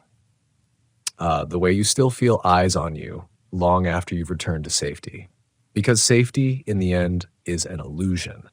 Out there on the road, in the forests, deserts, and mountains, there are no guarantees, just thin walls, fragile locks, and the endless unknown pressing closer every night. The ninth story I want to share with you doesn't come from a stranger in my inbox. It comes from a place deep in my own past, because listening to all of you, reading your words, forced me to remember a night I'd nearly buried. And maybe that's why I've kept telling these stories all these years, because the land doesn't just take one memory. It takes pieces of you, and sometimes you don't realize what's missing until another traveler speaks it aloud. I was in Colorado years ago, parked at the edge of a valley near Gunnison. It was one of those spots you stumble across when you're tired of crowded campgrounds. No hookups, no noise, just wide sky and silence. I remember feeling proud, brave, telling myself I could handle being alone out there. But sometime after midnight, I woke to tapping on the window. Not loud, not violent, just the steady rhythm of fingers drumming glass. I told myself it had to be a branch, but when I finally turned my head, I saw the outline of a hand pressed flat against the glass. 5 long fingers. No face behind it, just the hand. I don't know how long I stared, frozen, but eventually the hand slid away, leaving no print, no trace. I left before sunrise, and to this day, when I hear from others about hands on glass, I feel that old panic return. That's the thing about your stories. They remind me we're all connected by these unseen threads. We carry the same fear, even if we've never met. A woman named Hannah, 38, told me something similar. She was camping in Oregon, tucked into a grove of firs, when she heard children playing outside her RV. She said the laughter was bright, cheerful, but wrong somehow. Too steady, too practiced. She opened the blinds and saw 3 kids running in circles, their faces turned away. She almost opened the door to ask where their parents were, but then all 3 stopped at once. Their heads turned in perfect unison and their faces were blank. Not pale, not ghostly, just featureless skin. She screamed, dropped the blinds, and by the time she dared look again, they were gone. No footprints, no sound, only silence pressing in like a weight. Hannah said she doesn't tell people in her life what happened because she doesn't want to be called crazy. But she wrote to me because she needed someone else who knew the wilderness can bend reality like that. Another story came from Rick, an old-timer who's been driving rigs longer than I've been alive. He said he'd parked near the bayou in Louisiana, listening to frogs and night birds. Everything felt normal until he noticed the water wasn't moving. No ripples, no insects skating across the surface, just a mirror, black and still. He said he leaned closer, and that's when the water breathed. A single ripple pulsed out, like a lung expanding. Then another. He backed away, terrified, and swore he heard a voice rising with each breath, whispering his name. Rick drove through the night, swearing he'd never stop by water again. And he told me something that stuck with me. The land don't care if you respect it. Sometimes it just wants to remind you who's in charge. Then there's the story of Leah, who camped with friends in Utah's Canyonlands. She said they hiked all day, returned exhausted, and crashed early. But around 2 a.m., she woke to a humming sound. At first, she thought it was the RV's fridge or generator. But the hum grew louder, vibrating through the air, through her chest. She stepped outside and saw her friends standing in a circle, eyes closed, humming in unison. She panicked, shook them awake, but they had no memory of it. The next night, it happened again. The same hum, the same circle, the same blank faces. She never camped with them again, convinced the land had chosen them for something she didn't want to understand. And then there's Adam, who camped alone in West Virginia. He parked near an abandoned coal town where the only lights were his own. That night, he saw another RV roll in, a perfect replica of his. Same make, same model, same color. He thought maybe it was a coincidence until he watched someone step out. Someone who looked exactly like him. Adam swore he sat frozen as his double lit a lantern, moved like him, even tilted his head the same way. He said the other version never looked at him, never acknowledged him, just mirrored his movements across the clearing. By dawn, it was gone, and Adam has never gone camping again. You can laugh at that if you want, call it stress or exhaustion, but I've heard too many stories like Adam's, stories of doubles, of voices, of reflections that don't align, to dismiss it. And if there's one thing I've learned, it's this. The wilderness doesn't need to invent monsters. It just needs to show you yourself in a way you don't recognize. That's the final turn in so many of these tales. Not fear of what's outside, fear of what's inside. Fear that the thin line between camper and wilderness, between self and shadow, can be crossed without warning. And once it's crossed, you never truly come back. I think that's what binds all of us who've written, who've spoken, who've dared to remember. The realization that the wilderness doesn't just test us with storms, with flat tires, with broken axles. It tests the boundaries of who we are. It pushes until something gives. Our courage, our sanity, our trust in each other. I've sat by my RV window more nights than I can count, staring into the dark, waiting for something to press its face against the glass. I've listened for footsteps, for knocks, for whispers. And I've learned that the scariest part isn't when the noise comes, it's when it doesn't. When the silence itself grows so loud that you feel your own thoughts aren't safe anymore. A young man named Kyle once wrote to me from Montana. He said he camped with friends near Flathead Lake. They laughed late into the night, drank, told stories until eventually exhaustion won. But just before dawn, Kyle woke to see everyone in his RV sitting up, wide-eyed, staring at him. He panicked, shouted at them until he realized they were still asleep, eyes open, faces blank, bodies unmoving. He shook them awake, desperate, and each one blinked back into awareness, confused, swearing they'd been dreaming. But Kyle said he knew. Deep down, they hadn't been dreaming at all. They'd been watched through. That phrase sticks with me, watched through. Because isn't that what so many of us feel when we camp out there? That the darkness isn't just around us, it's looking through us. It knows us. I've thought often about why we keep going back. Why, after Rachel's whistling, Jim and Luis's bells, Carlos's floating light, Sarah's scratches, or Angela's green handprints, any of us would keep parking our rigs in lonely clearings and canyon shadows. Maybe it's stubbornness. Maybe it's faith that the beauty is worth the risk. Or maybe it's because the land itself wants us back, wants us to keep writing our fear into its soil. Because for every story of terror, there's also a moment of awe. Stars spilling across the sky, the hush of snow in the pines, the golden silence of a canyon at dusk. The wilderness doesn't just haunt us. It humbles us. It reminds us that we're small, fragile, temporary. And maybe that's why the fear hits so hard, because deep down we know it has every right to. I'll never forget one of the last stories I'll share with you tonight. It came from a woman named Eleanor, 73, who had been camping her whole life. She told me about parking her small trailer in the deserts of Nevada.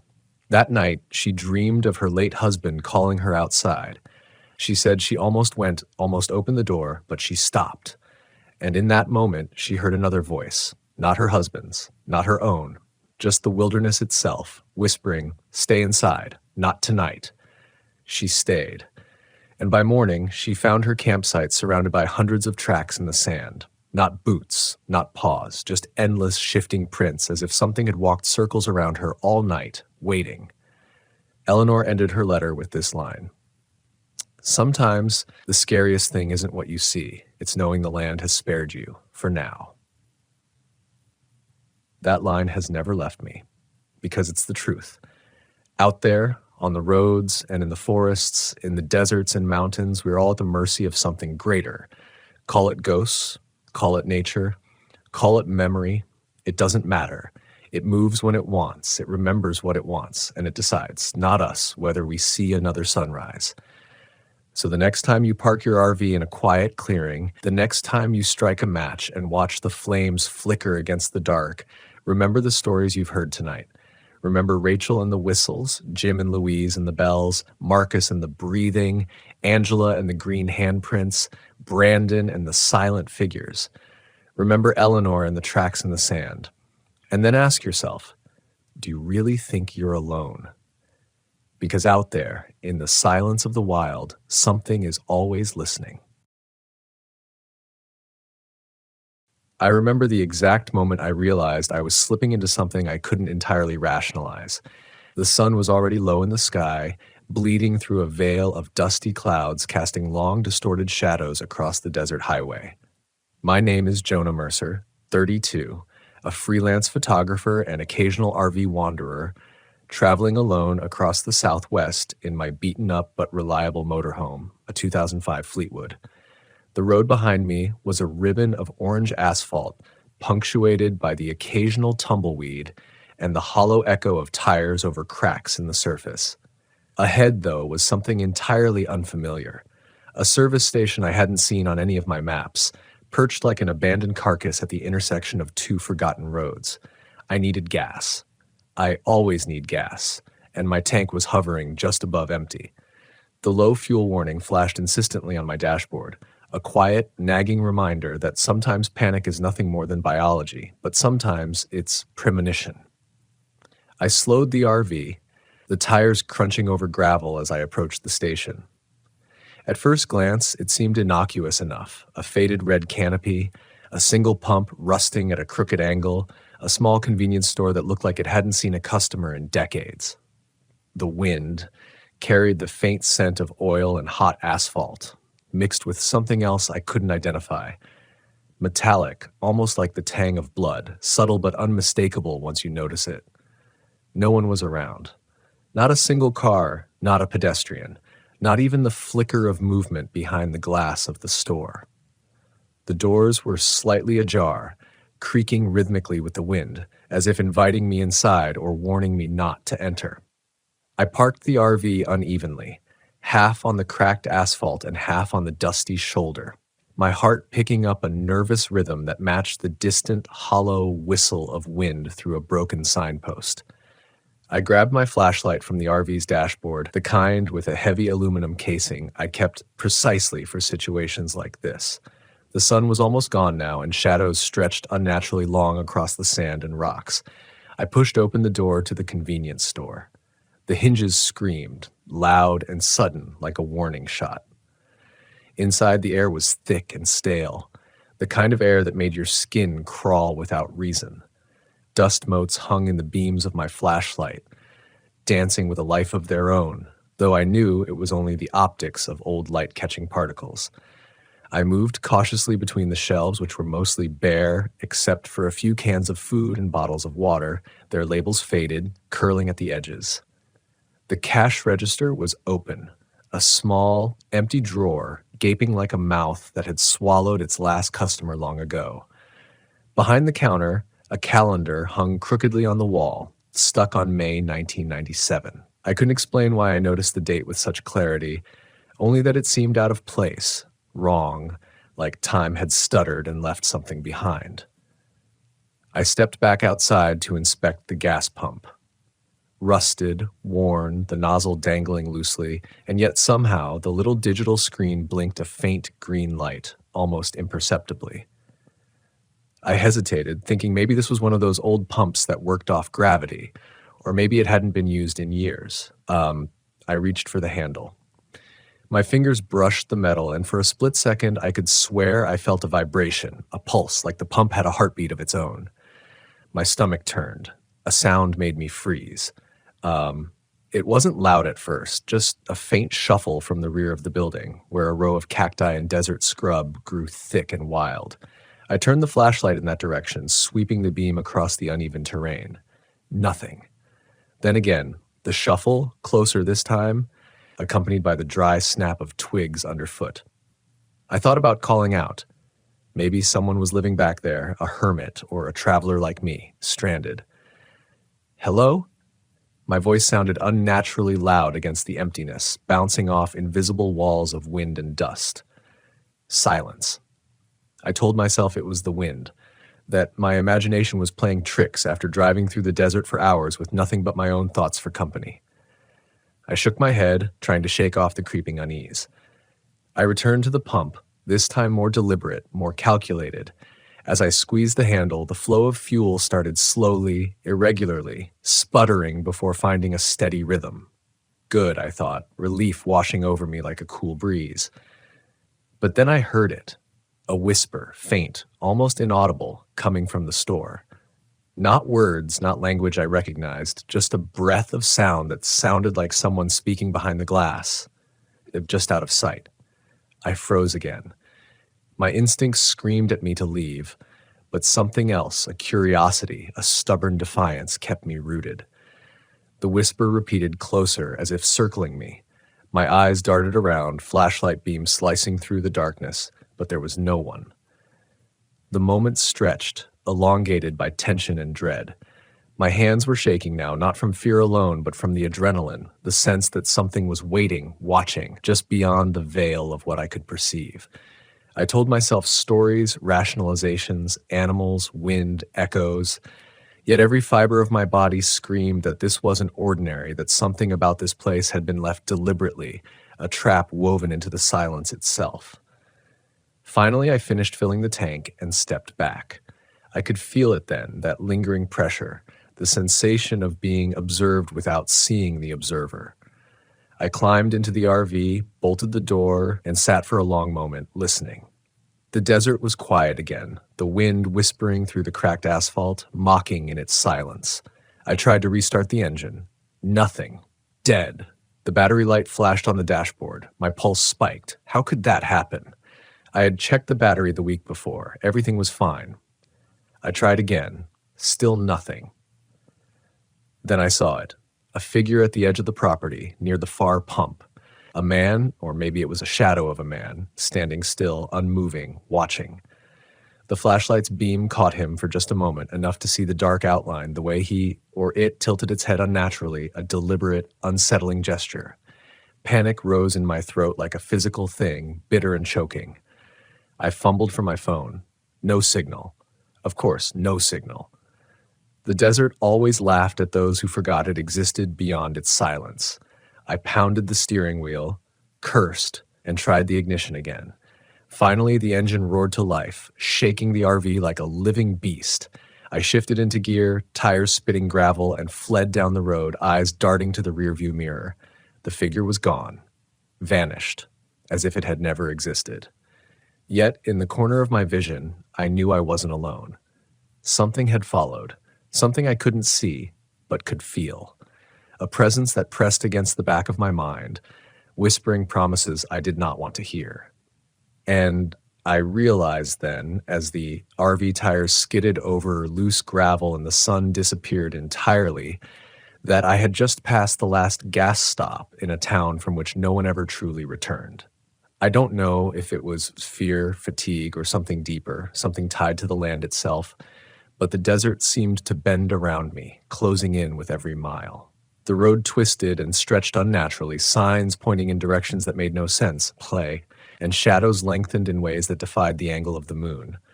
I caught glimpses, sometimes in the rearview mirror, sometimes in the corners of my eyes, of shapes that weren't trees or rocks. They moved with intent, silent, patient, waiting for me to slip up. I kept driving because to stop was unthinkable, and yet every mile felt like a trap tightening. The low hum of the engine was my only companion, and even that sounded strange, distorted, like it was arguing with reality. My thoughts flickered back to the gas station. The whisper, the pulse in the pump, the figure. Each memory felt like it carried a weight, pressing me forward, but also anchoring me in a terror that refused to dissipate. Hours passed, or maybe minutes, I couldn't tell. The desert was timeless, a cruel trickster that made a single stretch of road feel like eternity. I took note of every turn, every crack in the asphalt, the way the moonlight bounced off rocks, but it didn't help. I couldn't map this place in any meaningful way. It existed outside of maps, outside of reason, outside of everything I thought I knew about RV camping, about the safety of a familiar route, about the illusion that preparation was enough. And then I saw the next town. Not on the map, not on any GPS I had. It appeared suddenly, lit dimly in the distance, a glow of sodium lights and neon signs, abandoned but eerily alive, like a stage set for something no one had rehearsed for. I didn't slow down. I couldn't. The figure, or whatever it was, felt closer now, unseen but palpable. The air inside the RV grew thick, sticky, like I was breathing through wet cloth. My hands gripped the wheel until my knuckles turned white. I don't know what I expected to find there. Safety, a human face, some explanation. But as I approached, a sinking realization set in. Towns like these weren't built to be lived in. They existed to trap, to test, to unmoor travelers from reality, like one whisper at a time. And in that moment, I understood something fundamental about RV camping, about wandering through the unknown. Sometimes the fear isn't about the thing you see. Sometimes it's about the things you know exist only because they follow you, patient and invisible, marking every decision, every hesitation, every heartbeat. I hit the brakes, a reflex, and the tires skidded on gravel. The town loomed, quiet, empty, and yet undeniably present. I caught my reflection in the rearview mirror, wide-eyed, sweating, pale, and I realized with absolute clarity that I had just crossed the point of no return. I needed to keep moving because stopping meant vulnerability, but moving meant endurance through a terror I could neither name nor fully comprehend. Every RV trip teaches lessons about preparation, resourcefulness, patience, but this one taught me something far more primal. Fear is not a warning, it is a companion. It shadows you when the gas station is empty, when the whispers begin, when the roads twist in ways that make no sense. Fear is not your enemy. It is the measure of your awareness, your intuition, your humanity. And yet, as I pressed onward into the town with no map, no signals, and no promise of safety, I realized something else. You cannot escape these places with cleverness or speed alone. You endure, you observe, you learn. And if you are lucky, you survive. The RV rolled into the town slowly, every inch of the cracked asphalt beneath me sounding louder than it should, as if the road itself resented my presence. The sodium lights flickered above, buzzing faintly, and the buildings leaned at angles that made my stomach lurch. Storefronts were shuttered, windows grimy and opaque, and the streets were empty, except for the shadows. They moved just slightly, always at the edges of vision, refusing to be caught in the beam of my headlights. I parked near the center of what seemed to be the main street, if you could call it that. A cracked water tower loomed overhead, its faded letters unreadable, yet its presence oppressive, a silent sentinel watching me. I turned off the engine and held my breath, listening. There was nothing. The wind had died, leaving a strange, heavy silence, the kind that presses against your chest. My flashlight felt almost too bright, too revealing, casting stark beams across broken sidewalks, piles of debris, and signs that leaned crookedly, warning of ordinances that didn't exist. I told myself to leave, to back the RV out and retrace the miles I had driven. But something, stubborn curiosity, the same defiance that got me into trouble at the gas station, kept me rooted. I stepped out, the gravel crunching under my boots like the sound of dry bones. The air was still, thick with dust and something else I couldn't identify. Faint, acrid, metallic, the same tang I had noticed at the gas pump. A door at the far end of the street creaked open slowly, and a figure appeared. I froze. Not a shadow, not a trick of the light, a person, or at least something resembling one. The figure was tall, thin, dressed in faded overalls, and its face was obscured by a wide-brimmed hat. It didn't move at first, only tilted its head slightly, as if studying me, screamed at me to speak, but my throat was dry, locked tight with tension. "Hello?" I tried again, louder, my voice shaking. Nothing. The figure didn't respond. It didn't even blink, at least in the sense I was used to seeing blinking. Its stillness was unnatural, and yet there was an intentionality to it, as if it had been waiting for me to arrive. I took a cautious step forward. The gravel shifted under my foot. The figure mirrored me in a way that made my skin crawl, moving only when I moved, stopping when I stopped. I should have turned and run back to the RV, but curiosity, dangerous, foolish curiosity, kept me rooted. I inched forward, heart hammering, mind spinning through possibilities. A hermit? A trap? Or something else? Something this town was hiding? Something that existed to unmoor travelers like me from reality?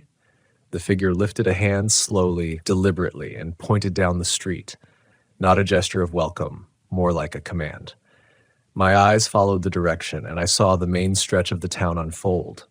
More empty buildings, flickering street lamps, a diner with its sign swinging and scraping against the post in the sudden absence of wind. And then I saw movement. Not one figure, but dozens. Shadows emerging from behind windows, from the alleys, from the cracks between buildings. They didn't walk naturally. They moved in jerks, sudden shifts, pauses that didn't match the rhythm of a living being. Panic began to seep in, slow and creeping. I retraced my steps to the RV, my hands trembling as I reached the door. The figure at the end of the street remained, motionless, silent, watching. The shadows behind it began to close in, gliding over cracked pavement like ink in water. My rational mind fought the instinct to scream, to flee. I fumbled for the keys, but the ignition refused. Dead again. I looked around, trying to identify an exit, any road that could get me out. The streets twisted in impossible ways, leading me back to where I started despite every turn. The town wasn't just abandoned, it was labyrinthine.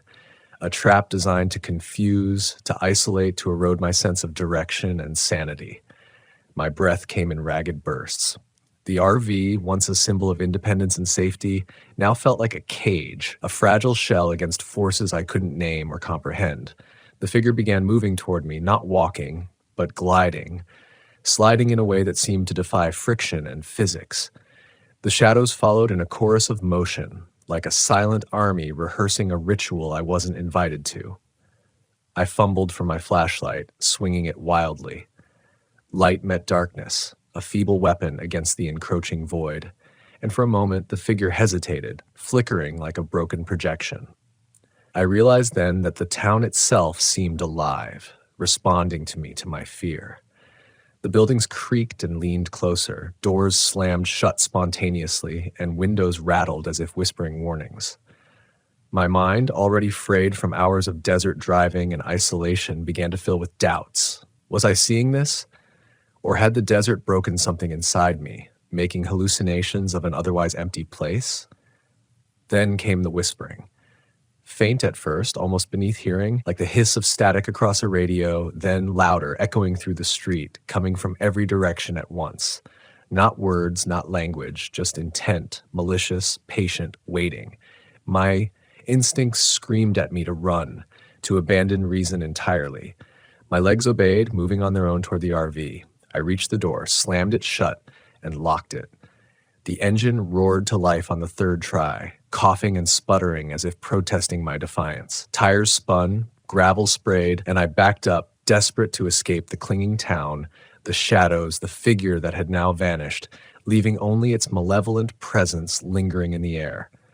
I drove blindly at first, following the roads as best I could, but every turn, every street, led me back to the same central square, the same water tower, the same figure waiting silently at the far end.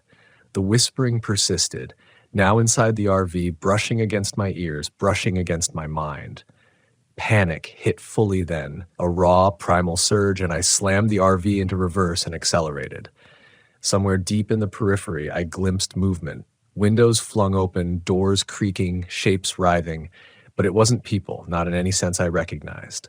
These were phantoms, echoes, something born of fear itself, or perhaps something older, older than the desert, older than the asphalt, older than me.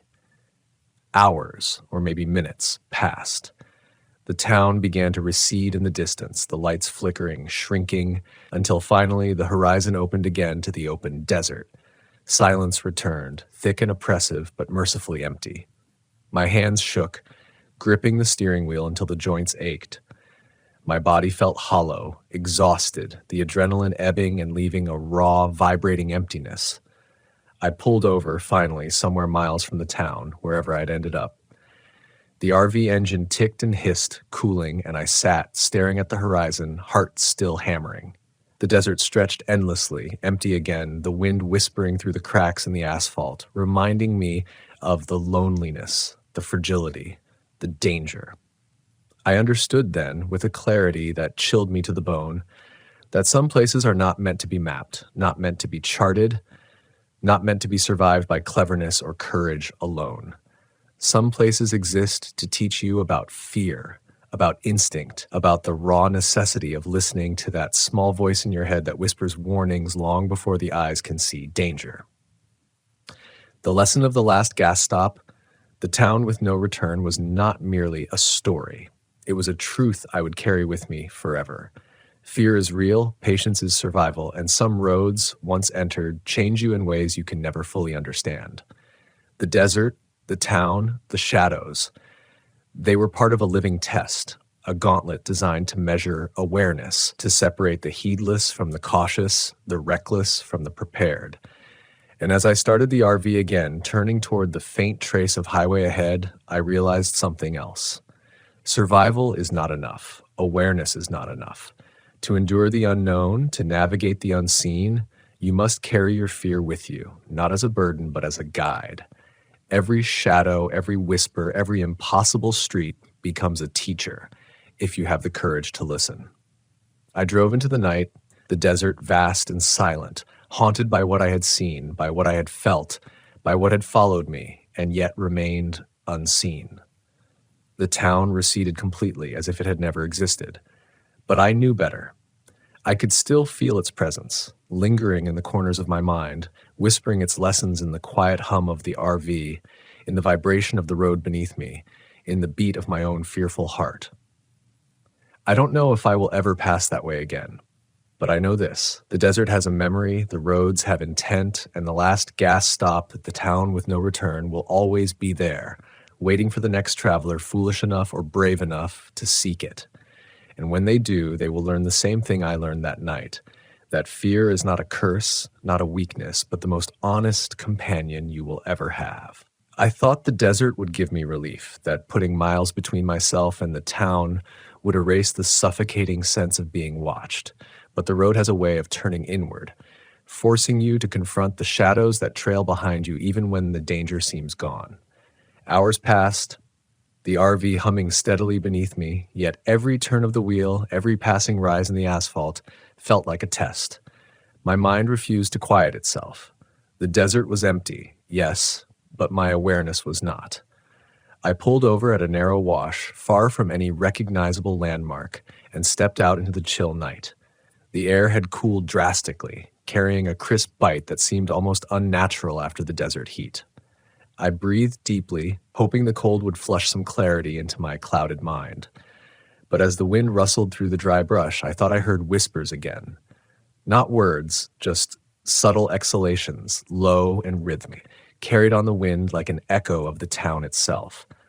I shivered, goosebumps rising, and told myself it was only imagination, a residue of adrenaline still clinging stubbornly to my nerves.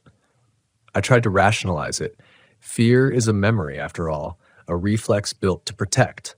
The town was gone. I had driven away. There was no reason for anyone or anything to follow me. But my instincts, honed by every long night alone in the wilderness, refused to accept comfort.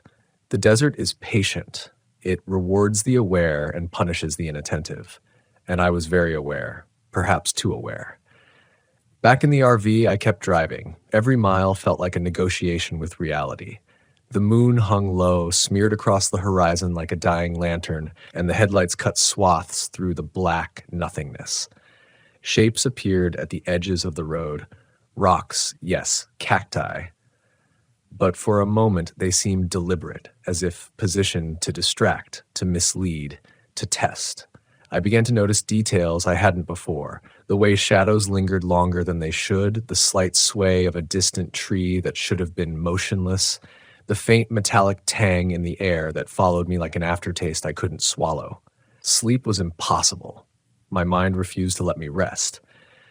Every time I closed my eyes, the town returned, the water tower looming overhead, the silent figure at the far end of the street, the shadows writhing in unnatural rhythm. I could almost feel their presence in the RV, pressing through the thin walls, hitching a ride on the tires, on the engine hum, on my own heartbeat. I realized then that escaping the town didn't mean escaping its influence. Fear is contagious. It lodges in the mind, bending perception, sharpening senses beyond reason. I began to anticipate movement in the corners of my vision. Every sound became a signal, every flicker of moonlight a warning. I was alone, and yet I was not. The desert, the road, the empty town, they followed me, invisible yet undeniable, teaching me the cruelest lessons about isolation, about vigilance, about the cost of wandering unprepared into places that defy maps and logic. I stopped at an old rest area, a skeletal skeleton of a roadside refuge, its bathrooms boarded, its picnic tables splintered. I stepped outside, flashlight sweeping the cracked concrete. The wind picked up, carrying with it a faint echo, something that might have been laughter or the rustling of clothing. I froze. The hair on the back of my neck stood on end. I listened, held my breath, and then the sound stopped.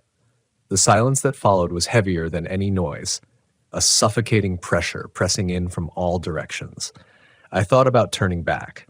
I thought about retracing every mile, confronting the town again to understand it, to prove it was real and not just a hallucination of fatigue. But logic offered no comfort. The roads had twisted, the landmarks had shifted, and the town existed outside my comprehension, like a dream, or a memory not yet lived. My hands shook as I returned to the RV, slammed the door, and started the engine again.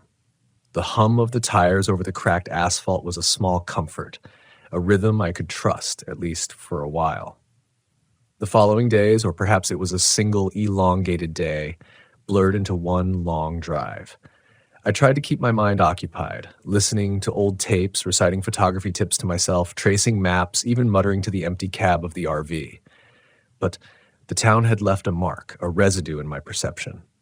I began noticing patterns that weren't there, shapes in the desert that mimicked the figure, shadows that shifted just slightly when I glanced away. And I realized something deeply unsettling. I was no longer merely passing through space. I was passing through the echo of fear itself, the imprint of that town on the landscape and on my mind. One evening, somewhere near a dry wash, I caught a glimpse of the figure again.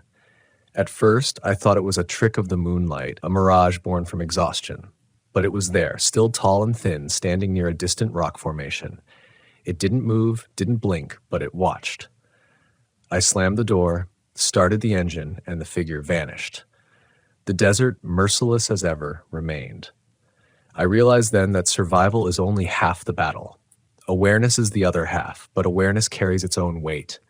Every mile traveled, every shadow noticed, every whisper interpreted, these become burdens heavy with vigilance. And yet, without them, you are prey. Fear is not simply a warning, it is a companion, a guide, a teacher. By the time I reached a small, legitimate town with gas stations and traffic lights, a place marked clearly on the map and teeming with people, I had changed. I still moved through it, bought supplies, refueled, and rested. But the echo of the last gas stop followed me.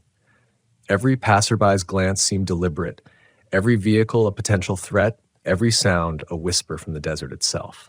I realized that some towns, some places, exist not just to challenge you in the moment, but to follow you, to shadow your thoughts long after you believe you are free.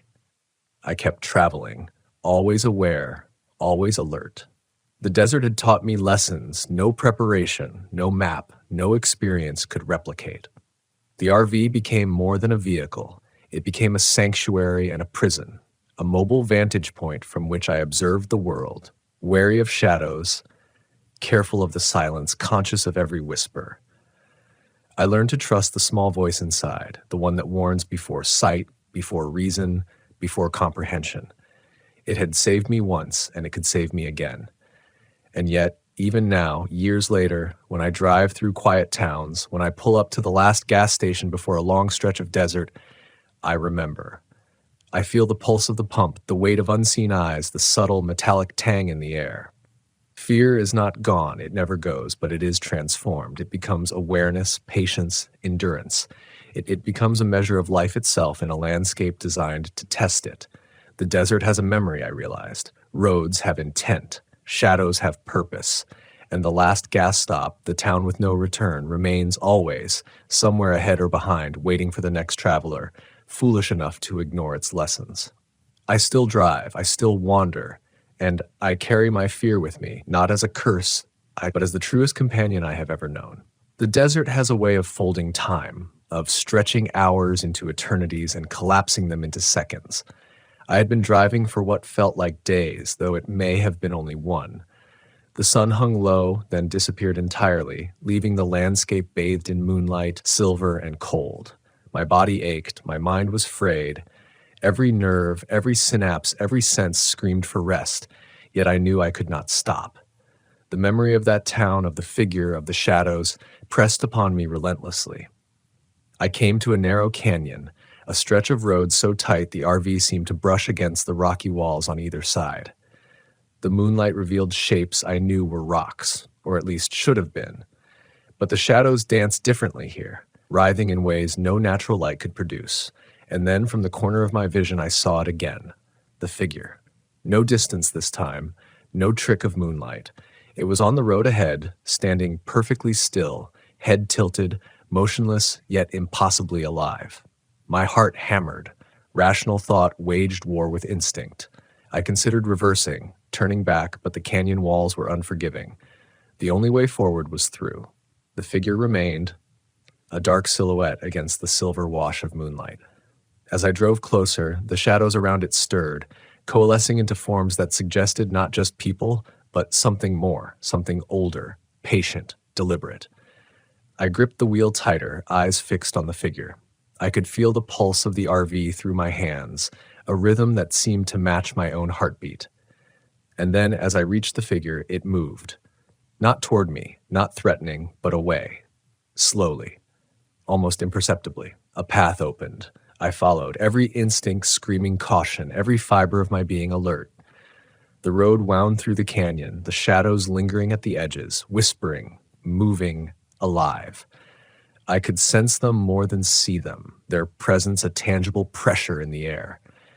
And then I realized something fundamental. The town, the figure, the shadows. They were not just outside me. They were part of the desert, part of the landscape of fear itself, and they existed to teach awareness, patience, endurance. They were tests, not predators, and understanding this was the first step toward true survival. I pressed onward through the canyon, following the subtle guidance of instinct rather than sight. Each mile was a negotiation, a conversation with the desert itself. I learned to move slowly, deliberately, aware of the whispers and shadows, but unafraid. I no longer tried to escape them. They were not escaping me. They were teaching me. The figure at the end of the canyon remained in view just enough to guide me, and I realized I was no longer being hunted. I was being shown a path, one that demanded vigilance, courage, and patience. Hours passed in a blur of motion and heightened perception. The canyon finally opened into a wide plain, the first signs of civilization appearing in the distance. Distant lights, roads I recognized, familiar shapes. Relief surged, but it was tempered by a new understanding. I had not conquered the desert, the town, or the shadows. I had endured, and endurance requires awareness, humility, and respect. I pulled into a small, familiar town, the kind you see on maps, the kind with gas stations, diners, and the comforting hum of human life. I stopped at the first station, the pumps gleaming under fluorescent lights, attendants bustling, radio chatter filling the air. The contrast was staggering. I felt, for the first time in what felt like an eternity, the weight of genuine safety. I refueled, bought water, and sat for a long moment in the RV, letting the engine tick and hiss, letting my breathing slow.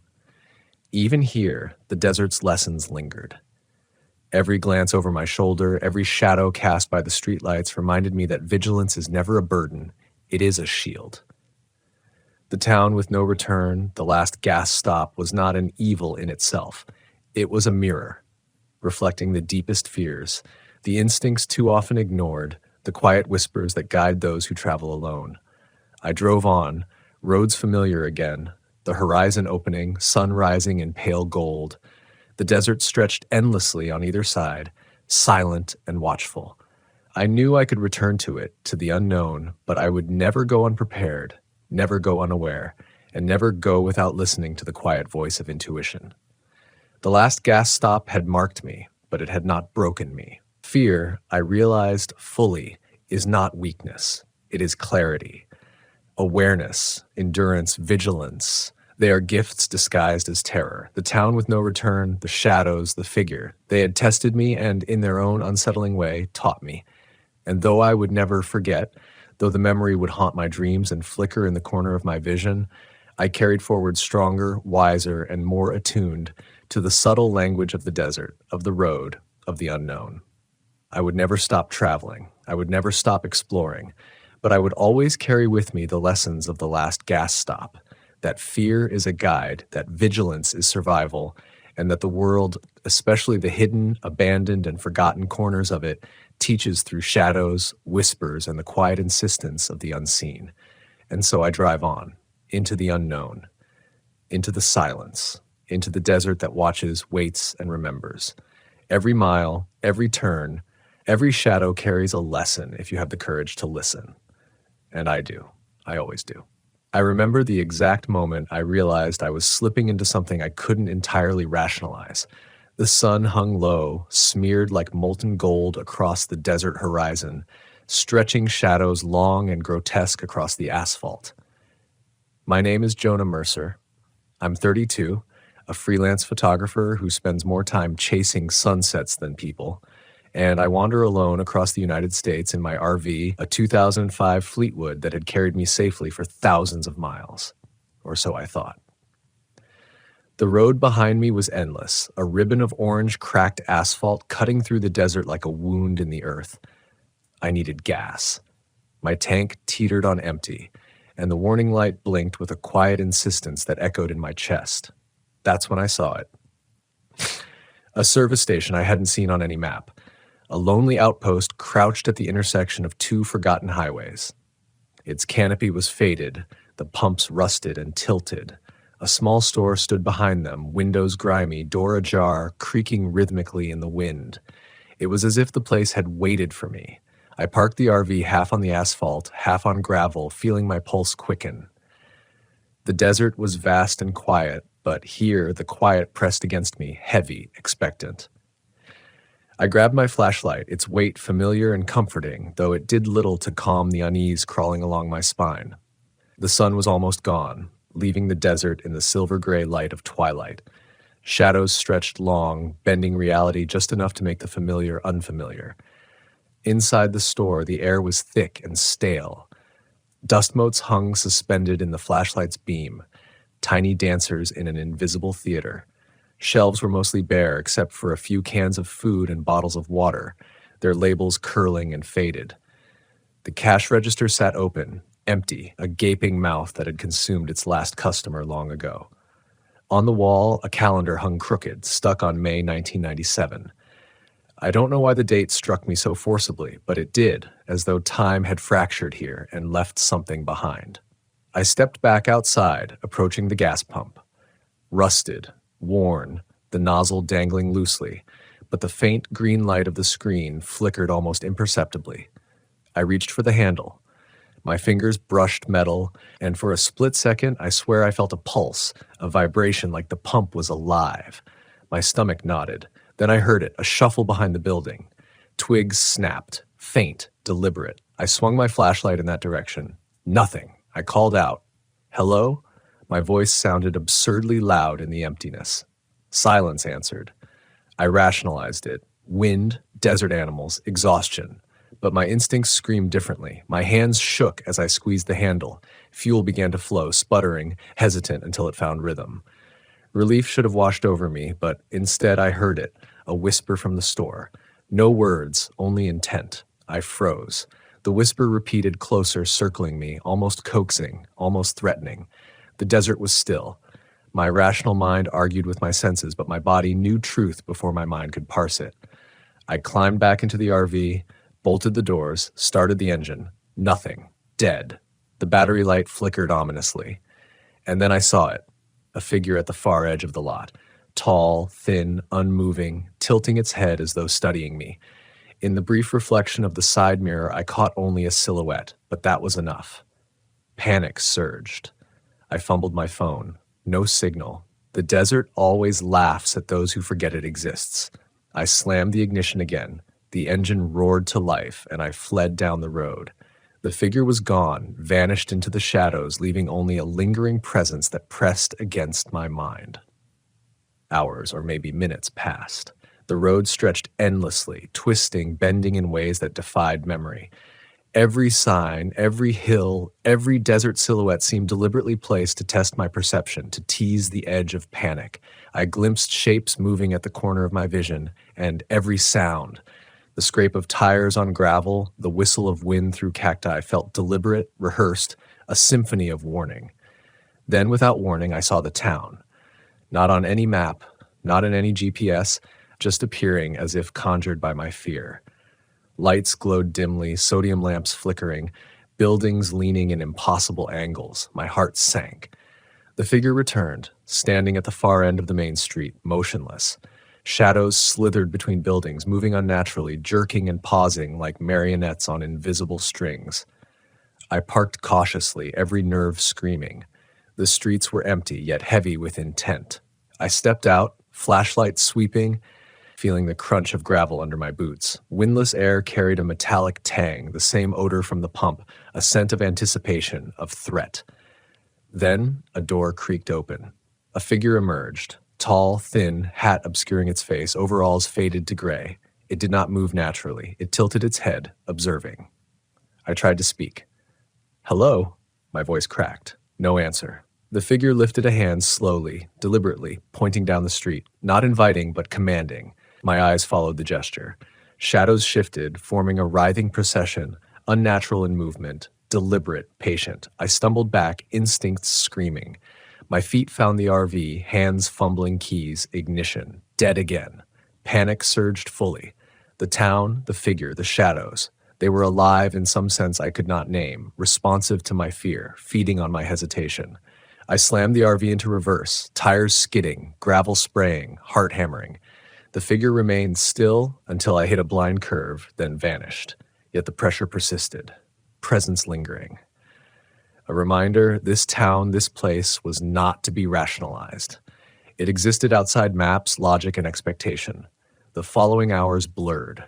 The town receded slightly, then twisted into impossible streets, each turn returning me to the same central square, the same water tower, the same figure at the end of the road. Every sound, every whisper, every flicker of light pressed against me, shaping a reality where fear was more truthful than sight. I drove blindly until the desert opened again. Silence returned, heavy and merciless, but merciful in its emptiness. Sleep was impossible. Every shadow, every flicker of moonlight, every whisper in the wind reminded me the town had not vanished. It had merely imprinted itself on my mind. Awareness, vigilance, endurance, these became my only weapons. The RV was sanctuary, armor, prison. The desert taught that lesson, mercilessly. Then, in the weeks that followed, I glimpsed the figure again, not directly, never fully, always at the periphery of vision. A hill, a rock formation, the glint of moonlight on metal. These moments carried the same intent. It was testing me, reminding me, shaping me into someone who could survive the unseen. Fear became a guide, not a torment. Every whisper, every shadow, every pulse of the desert around me was instruction. And eventually I reached civilization, a town on the map with lights, life, gas stations, signs of human order. Relief surged, but tempered by awareness. I bought water, refueled, and rested, but the desert's lessons lingered. I had survived, yes, but I had been marked, changed. Awareness was now instinct, vigilance a permanent companion. The desert, the roads, the town with no return, they do not forget. They remain, waiting for the next traveler foolish or brave enough to enter unprepared. And now I understand that true survival is not merely avoiding harm. It is perceiving, listening, enduring, and respecting forces that cannot always be seen or rationalized. I drive still through empty highways, through towns and deserts, through the unknown. Every mile teaches something. Every shadow, every whisper, every pulse of wind across the asphalt carries knowledge. The last gas stop, the town with no return, exists still, somewhere ahead, somewhere behind, always observing. And I have learned to carry my fear not as a curse, but as the truest companion I will ever have. Fear is no longer a warning, it is clarity. Awareness, endurance, vigilance, they are not burdens but lifelines. The desert, the shadows, the town, they are not evil. They are teachers. And I listen. Always, I listen. I've always said the desert has its own voice. And if you listen long enough, it will tell you things you don't want to hear. It's not the wind or the coyotes or the creak of your RV settling against the cool night air. It's something deeper, something that hums in the silence like the land remembers every person who vanished under its sun and wants you to join them. I used to laugh at that thought. I don't laugh anymore. I started this trip like so many others. My Volkswagen camper rattling along a lonely 2-lane highway in the southwest, the road stretching like a ribbon of faded asphalt through the emptiest corners of America. Out here, you measure time not by mile markers, but by how long it's been since you saw another set of headlights. By late afternoon, I'd passed a single gas station in nearly 100 miles, its windows boarded, its pump handles dangling like dry bones. I wasn't alone this time. My cousin Daniel had flown down from Oregon to ride with me. He was 32, a little younger than me, and thought the desert would be an easy escape from real life.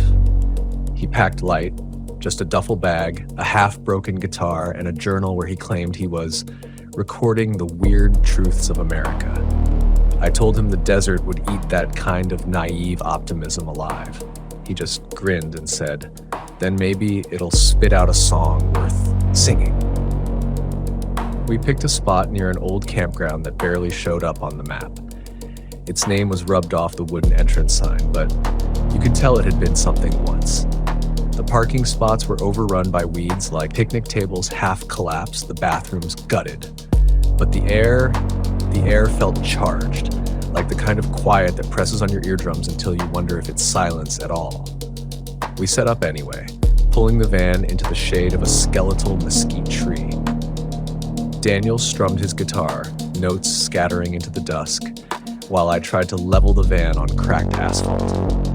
The desert at night is not the same place as in daylight. You think you know wide open, blinding sun, endless sky, but when darkness falls, the land tightens around you. Suddenly you realize how far you are from everyone else, how fragile that thin metal skin of your RV feels. That's when I noticed the first thing. Not far beyond our camp, maybe 50 yards into the sand, there was another RV, white boxy, its windows tinted black.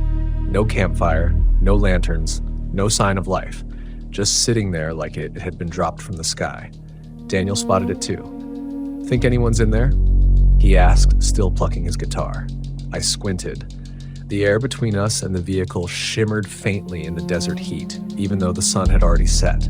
Something about it didn't feel right. "Looks abandoned," I muttered, "but let's leave it be." We cooked simple dinner, beans, tortillas, a couple cans of beer. By the time the stars ignited overhead, the desert had gone absolutely still. Even the insects seemed to hush. That's when I realized the other RV was closer. I swear it had been 50 yards away, and now it looked like 30. I froze with my fork halfway to my mouth. "Daniel," I whispered, "did you move the van?" He looked at me like I'd lost it. "No. Why?" I pointed. His face paled, just enough for me to see it in the starlight. "It was farther before," he said softly. His hands stilled on the guitar strings. We told ourselves maybe the perspective had shifted, that we were imagining things. People rationalize the desert because the alternative is madness. But as the night wore on, I couldn't shake the feeling of eyes behind that black glass, staring straight into us. Around midnight, I stepped outside to use the bathroom bush. The sand crunched under my boots. When I turned back toward camp, I noticed something etched into the dirt beside our van. Footprints. Not coyote tracks. Not rabbit prints. Bare human feet, pressed deep into the sand, circling the Volkswagen in uneven loops. My breath snagged. I followed them with my eyes, and every loop pulled toward the abandoned RV until the prints simply stopped, like whoever had walked them vanished mid-stride. I didn't sleep much after that. At dawn, the other RV was gone. No tire tracks, no dust disturbed. Just an empty patch of desert where it had been. Daniel swore he'd seen headlights sometime near 4 a.m., but if someone drove it off, they didn't leave a mark. We argued whether to leave. I wanted to. He said maybe it was just a local playing tricks. Maybe we were spooking ourselves. He convinced me to give it another night. If it's still weird, we'll pack up. One more night won't kill us. His words stuck in my throat. The desert has a way of twisting sentences like that into something cruel. That second day, the heat was brutal. We hiked a bit through brittle scrub and came across old signs of habitation, stone fire rings, rusted cans, a collapsed trailer half buried in sand. Something about the trailer made Daniel uneasy. He said he felt watched. I laughed it off, but deep down I felt it too. By evening, the air grew heavier, like the land itself was holding its breath. Daniel strummed his guitar again, but the notes felt thin, swallowed before they could carry. I walked to the edge of camp, scanning the horizon. Nothing but emptiness, until I blinked and the RV was back. This time, only 20 yards away. My stomach turned cold, its windows still black, its body spotless, almost glowing against the dim desert light. "Daniel," I hissed. He followed my gaze, his jaw dropping. "We're leaving," I said. But when I turned toward the van, my headlights flashed once, though I hadn't touched the switch. And in that flicker of light, I swear I saw movement inside the other RV, a shadow shifting against the tinted glass as if someone stood just behind it, waiting. Daniel grabbed my arm. His fingers trembled. "They're not trying to scare us," he whispered. "They're trying to make us come closer." I wanted to deny it. I wanted to pack up and drive until the tires burned. But something in me, some horrible curiosity, wondered if that RV had answers. if it explained why so many people vanish in the desert without a trace. And that night, I learned that curiosity is the most dangerous instinct you can bring into these lands. I barely remember crawling back into the Volkswagen, but I know I locked every door twice. The desert was darker than ink, the stars bright enough to stab, and still that other RV sat 20 yards away, its silhouette sharper than it should have been in the moonlight. Daniel wanted to sleep, or at least pretend to. He stretched out with his guitar still in his hands, muttering that if we ignored it, morning would come quicker. I couldn't close my eyes. The desert pressed against the van, too quiet, too absolute, and I found myself listening for the faintest noise, anything that would remind me the world still had living things in it. But nothing came. Around 2 a.m, the Volkswagen creaked. Not from wind, not from cooling metal. It was the sound of weight shifting, like someone had stepped onto the bumper. I held my breath. Daniel stirred, sitting upright. "Did you hear that?" he whispered. We both froze as something scraped lightly along the side of the van.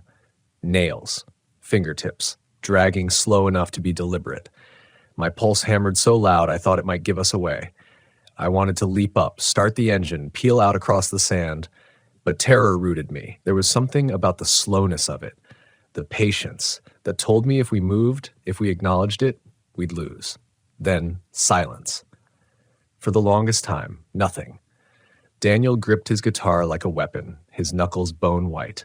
I kept staring out the narrow side window, waiting for a shadow to blot out the stars. When dawn finally cracked the horizon, I swore I'd imagined the whole thing, until I stepped outside. The sand around the van was a riot of prints, dozens of bare feet overlapping, circling, weaving, as if a crowd had surrounded us all night. And every trail led back toward the other RV, except it wasn't there anymore. Again, Daniel cursed under his breath, pacing like a caged animal. "We're leaving. Right now." I didn't argue this time. We crammed our things into the van, slammed the doors, and I turned the ignition. The engine coughed to life, and relief almost made me cry. But as I shifted into gear, I noticed something in the side mirror. Behind us, maybe 50 yards down the road, the white RV sat perfectly centered in the middle of the highway, its nose pointed straight at us. I pressed the accelerator hard enough to rattle our teeth. Dust billowed in our wake, the Volkswagen roaring louder than it should have been capable of. I refused to look back again until the landscape had shifted, the broken campground long gone. For hours, we didn't speak. The desert stretched on, endless and merciless, and I told myself we'd left whatever nightmare that was behind us. But when we stopped at a tiny diner on the edge of a forgotten town, something made my stomach drop. On the bulletin board by the door, amid faded flyers for yard sales and church suppers, there was a sheet of paper with 3 faces printed across the top. Missing. A family of 3, last seen traveling in their RV along that same stretch of desert road. The photo showed a man, a woman, a little girl holding a stuffed bear. They smiled like they trusted the world to be kind. The date was 3 months ago. Daniel stared at it too long. "You think?" "No," I snapped. "Too harsh." "No, don't. We can't." My throat closed. The words dried up. That night, we pushed further east, pulling into a legitimate RV park with actual lights, actual people. I'd never been so relieved to hear the laughter of strangers drifting across a parking lot. For the first time in days, I let myself breathe, but safety in the desert is a lie. Sometime after midnight, I woke with the sick sense of being stared at. I shifted in my sleeping bag, glanced through the windshield, and froze. At the far edge of the lot, parked neatly between 2 other campers, was the same white RV. Black windows, silent, waiting. I shook Daniel awake, my voice cracking. He shot upright, looked, and went pale. "They followed us," he said. I couldn't accept it. Not when we'd driven over 100 miles through towns, past checkpoints. Rationality clawed at me. Maybe it wasn't the same one. Maybe it was just coincidence. People owned white RVs all over America. But my gut knew better. It wasn't coincidence, it was persistence. By morning, the space was empty again. The campers who'd been parked on either side swore nothing had been there at all. Daniel and I started unraveling. He wrote frantically in his journal, sketches of bare footprints looping across pages, cryptic lines about echoed highways and deserts that don't forget. He wouldn't eat, wouldn't play his guitar. Just scribbled like if he stopped, something would catch him. As for me, I began noticing things in the corners of my sight. Figures that weren't there when I turned my head. Whispers that fluttered just beneath the engine's hum. The desert had followed us into our van, and no matter how far we drove, it pressed against the glass. On the fourth night, Daniel vanished. We'd parked near a lonely outcrop of boulders, trying to avoid official campgrounds. I woke at 3 a.m. to find the passenger door wide open, desert wind sliding across the floor. His guitar lay on the seat, one string snapped. His journal was gone. I stumbled outside, calling his name until my throat shredded. My flashlight beam cut swaths through the sand. That's when I saw the footprints. Bare feet heading out into the desert, and next to them, tire tracks. Fresh ones, wide, heavy, unmistakable. I followed until the beam shook too much to aim. Ahead, half glimpsed in the shimmering dark, I swore I saw taillights glowing red, fading into nothing.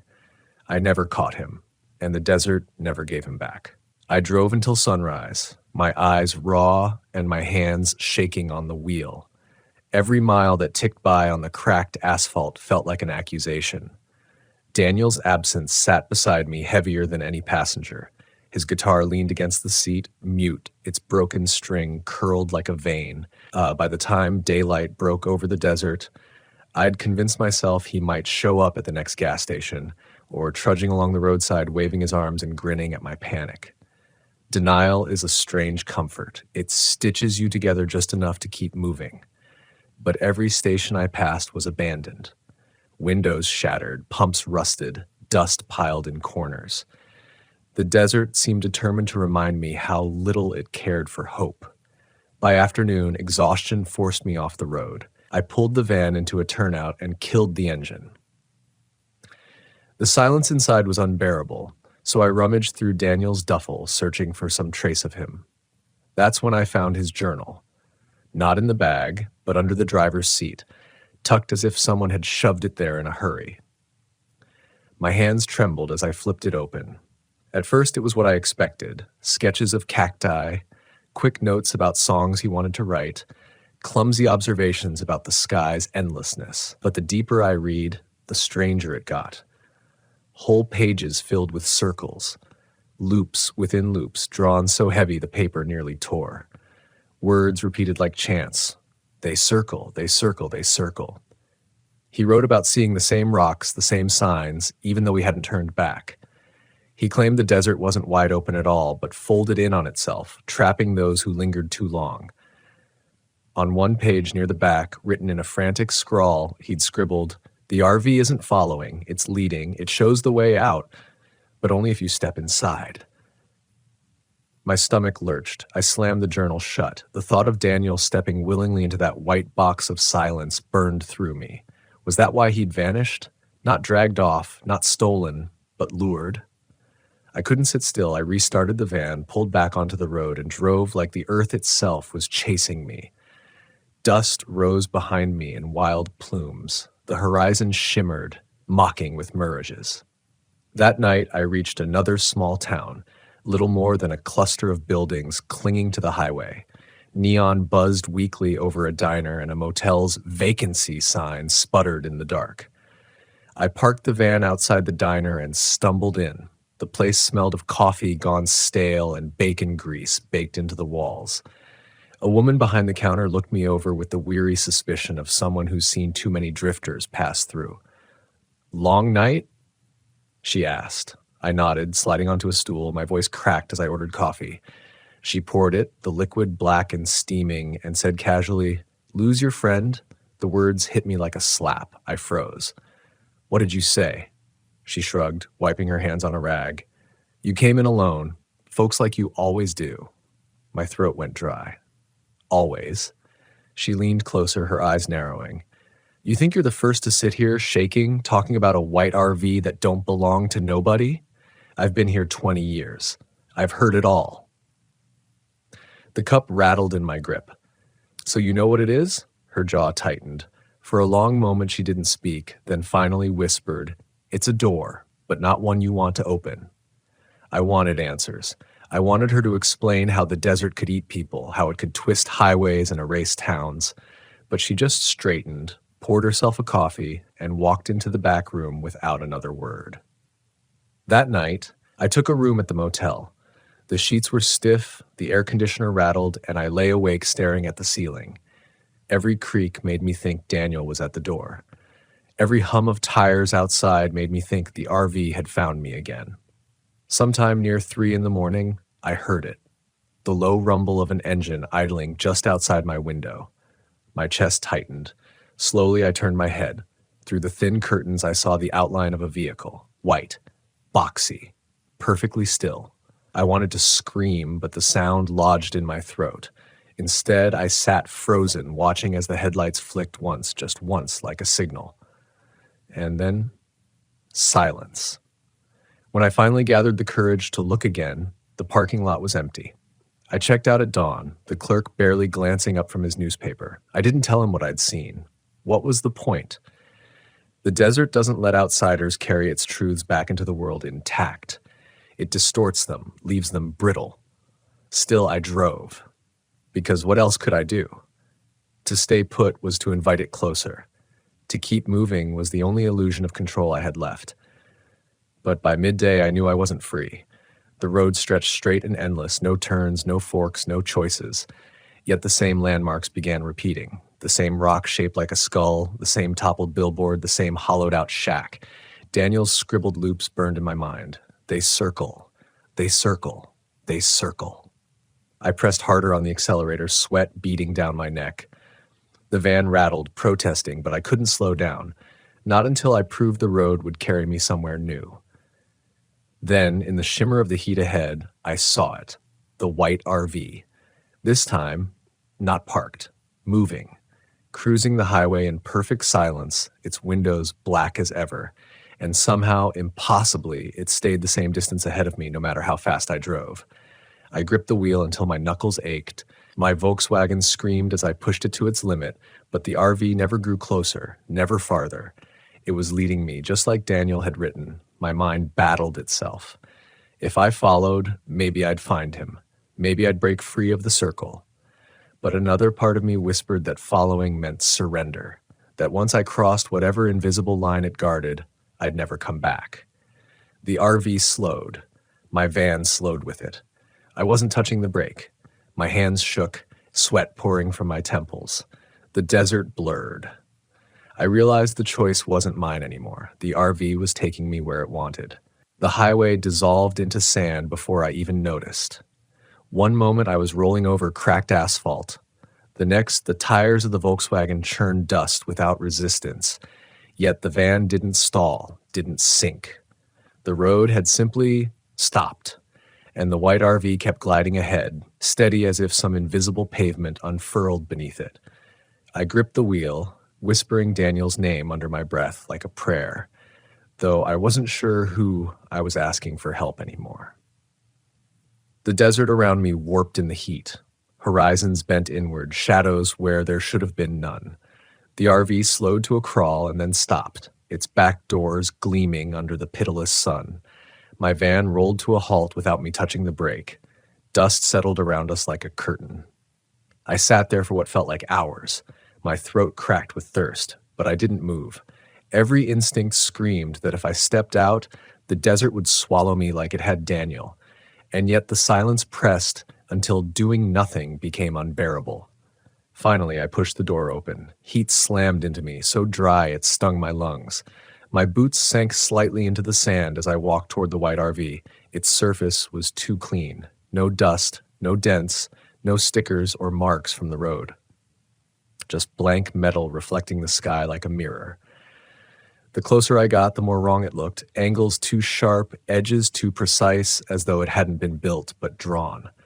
I circled it once, half expecting to see a generator humming, a tire mark, anything that proved it was a machine and not some projection. There was nothing. Then from inside I heard it, a voice. "Come in." Soft, familiar. Daniel. My knees weakened. My hand trembled on the door handle. His voice again, muffled but urgent. I'm here, please. Logic tore at me. If it was him, why hadn't he come back to the Volkswagen? Why hadn't he shouted in the night? But love has a way of drowning out logic. My cousin was more than family. He was the only person who understood why I kept chasing the edges of maps, why I needed to keep moving. If he was trapped, I couldn't abandon him. I pulled the door.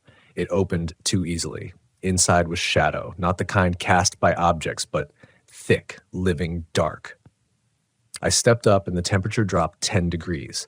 My boots clanged against a metal floor. At first, I saw nothing. Then, slowly, the darkness adjusted. Shapes emerged. Rows of seats. Not RV furniture. Airline seats, bolted in lines stretching into blackness. Each one occupied. My breath caught. Men, women, children. Dozens of them. Sitting upright. Faces slack. Eyes open but unblinking. Their skin was pale, dusted like stone. Among them, 3 figures I recognized. The family from the missing poster. The man's hand still rested on the armrest. The little girl still clutched her stuffed bear. I stumbled back, choking. My voice cracked. Daniel? A figure stirred near the aisle. He rose slowly, turning his head with a stiffness that made my stomach twist. It was him, but not him. His eyes were empty, glassy, his mouth curled in something between a smile and a grimace. He stepped toward me with jerky precision, like a puppet tugged on unseen strings. You came, he whispered. His voice was his, but hollow, drained of warmth. I staggered backward. What happened to you? He tilted his head, almost curious. The desert doesn't take, it keeps, and now it keeps you. The rows of passengers began to stir, heads turning in unison, eyes locking on me. Dozens of gazes, vacant yet crushing. A sound filled the air, low and growing, the hum I'd heard in the silence of the desert, now vibrating through my bones. Panic broke me free. I spun, bolted for the door, and hurled myself back into the searing light. The sand nearly blinded me. Behind, the RV loomed, silent once more, its doors closed as though I'd never opened them. My chest heaved, my skin burned. I sprinted to the Volkswagen, dove inside, and jammed the keys into the ignition. The engine screamed to life. I didn't look back as I tore across the desert, praying for asphalt back for any shred of the world I understood. Hours blurred. The sun set, and still I drove. When at last I hit pavement, relief made me laugh and sob all at once, but the sound was cut short by a glance in the rearview mirror. A white speck on the horizon. Following. By the time night fell, headlights flared behind me. Too steady, too close. I pressed the pedal down, but the Volkswagen could only go so fast. The lights matched my every move, unwavering. I realized then there was no outrunning it. I swerved onto a dirt road, careening toward the silhouette of jagged rocks. My van shuddered, dust exploding in my wake. The headlights stayed with me, relentless. Finally, I cut the engine, killed the lights, and skidded to a stop in the shadow of a boulder. My chest heaved. The silence rang again, pressing. I waited, but nothing followed. The desert stretched empty around me. No headlights, no RV, only the hum. Louder now, pulsing like a heartbeat beneath the sand. I clamped my hands over my ears, but the sound was inside me. My vision blurred. I stumbled out of the van, collapsing to my knees. The earth vibrated, and in that vibration I heard Daniel's voice again. Not outside, inside my skull. You can't leave, none of us do. The desert didn't feel like desert anymore. The sand beneath my knees throbbed like a living thing, rising and falling with each pulse of that inhuman hum. My chest constricted, my teeth rattled. It wasn't sound, it was command. I clawed my way back into the Volkswagen, slamming the door, pressing my forehead against the steering wheel like the thin metal could protect me. My breath came in short gasps, and I whispered Daniel's name over and over like a word. That's when the headlights appeared again. Not from behind this time. Ahead. The white RV glowed faintly, its form impossible to mistake. It sat dead center in the path I'd just abandoned, like it had been waiting for me to look up. My grip tightened on the wheel. If I stayed, I'd lose myself in that hum. If I drove forward, I'd be driving straight into it. I thought of the rows of passengers, their open eyes staring, their mouths silent but complicit. I thought of Daniel's hollow smile, and for the first time, I understood. The desert wasn't hunting me. It was offering me a place. I slammed the gear shift into reverse and spun the wheel hard. The van fishtailed, tires shrieking against the sand before catching and tearing back the way I'd come. Dust stormed around me, erasing stars, erasing horizon. I drove blind, praying the van didn't buckle. The hum grew fainter, but only just, like it wasn't fading, only waiting. At last, asphalt. My tires screamed onto pavement, and I pushed the van until the speedometer trembled near braking. The desert blurred on either side, black and endless. Hours later, a glow broke the darkness. Neon. Civilization. I pulled into a truck stop, shuddering with exhaustion. Bright floodlights bathed the lot. Engines rumbled. Human voices carried. For the first time in days, the world felt solid. I staggered inside, collapsing into a booth. The waitress, a wiry woman with tired eyes, set down a coffee before I even asked. "You look like hell," she muttered. "Yeah," I rasped, my throat raw. "Been driving too long." She didn't press. Truckers came and went, muttering about routes, weather, paychecks. The noise comforted me, even if I couldn't follow the words. But then, from a corner booth, I heard something that froze me, a low strum of guitar strings. Fragile, off-key. I turned slowly. Daniel sat there. He was hunched over, plucking absent-mindedly at his guitar, the broken string still dangling. His journal lay open on the table. His eyes met mine, vacant, glassy, and his mouth twitched into that same puppet's smile. I bolted upright, knocking over my cup. Coffee splashed across the table, but I didn't feel the burn. My knees locked. The waitress glanced at me, then at the booth. She frowned. "What's wrong?" I stammered, pointing. "My cousin. He's right there." She followed my finger, her expression softened with pity. "Honey, there's no one sitting there." I turned back. The booth was empty. Just a guitar case leaning against the wall.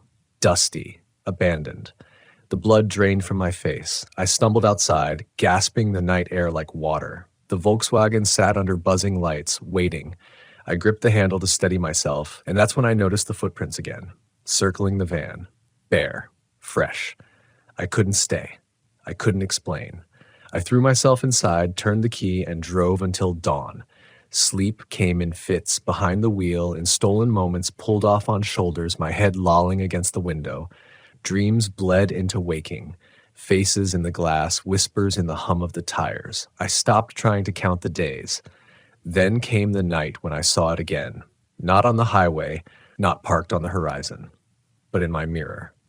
The RV was behind me. Close. Its headlights burned steady, blinding. I pressed the pedal until the van shook, but the lights clung like shackles. Closer, closer, until they washed the interior with white, and then, impossibly, they passed through me. The RV didn't swerve, didn't collide. It moved straight through my van like I was the ghost. Not it. For one dizzying instant, the interior overlapped.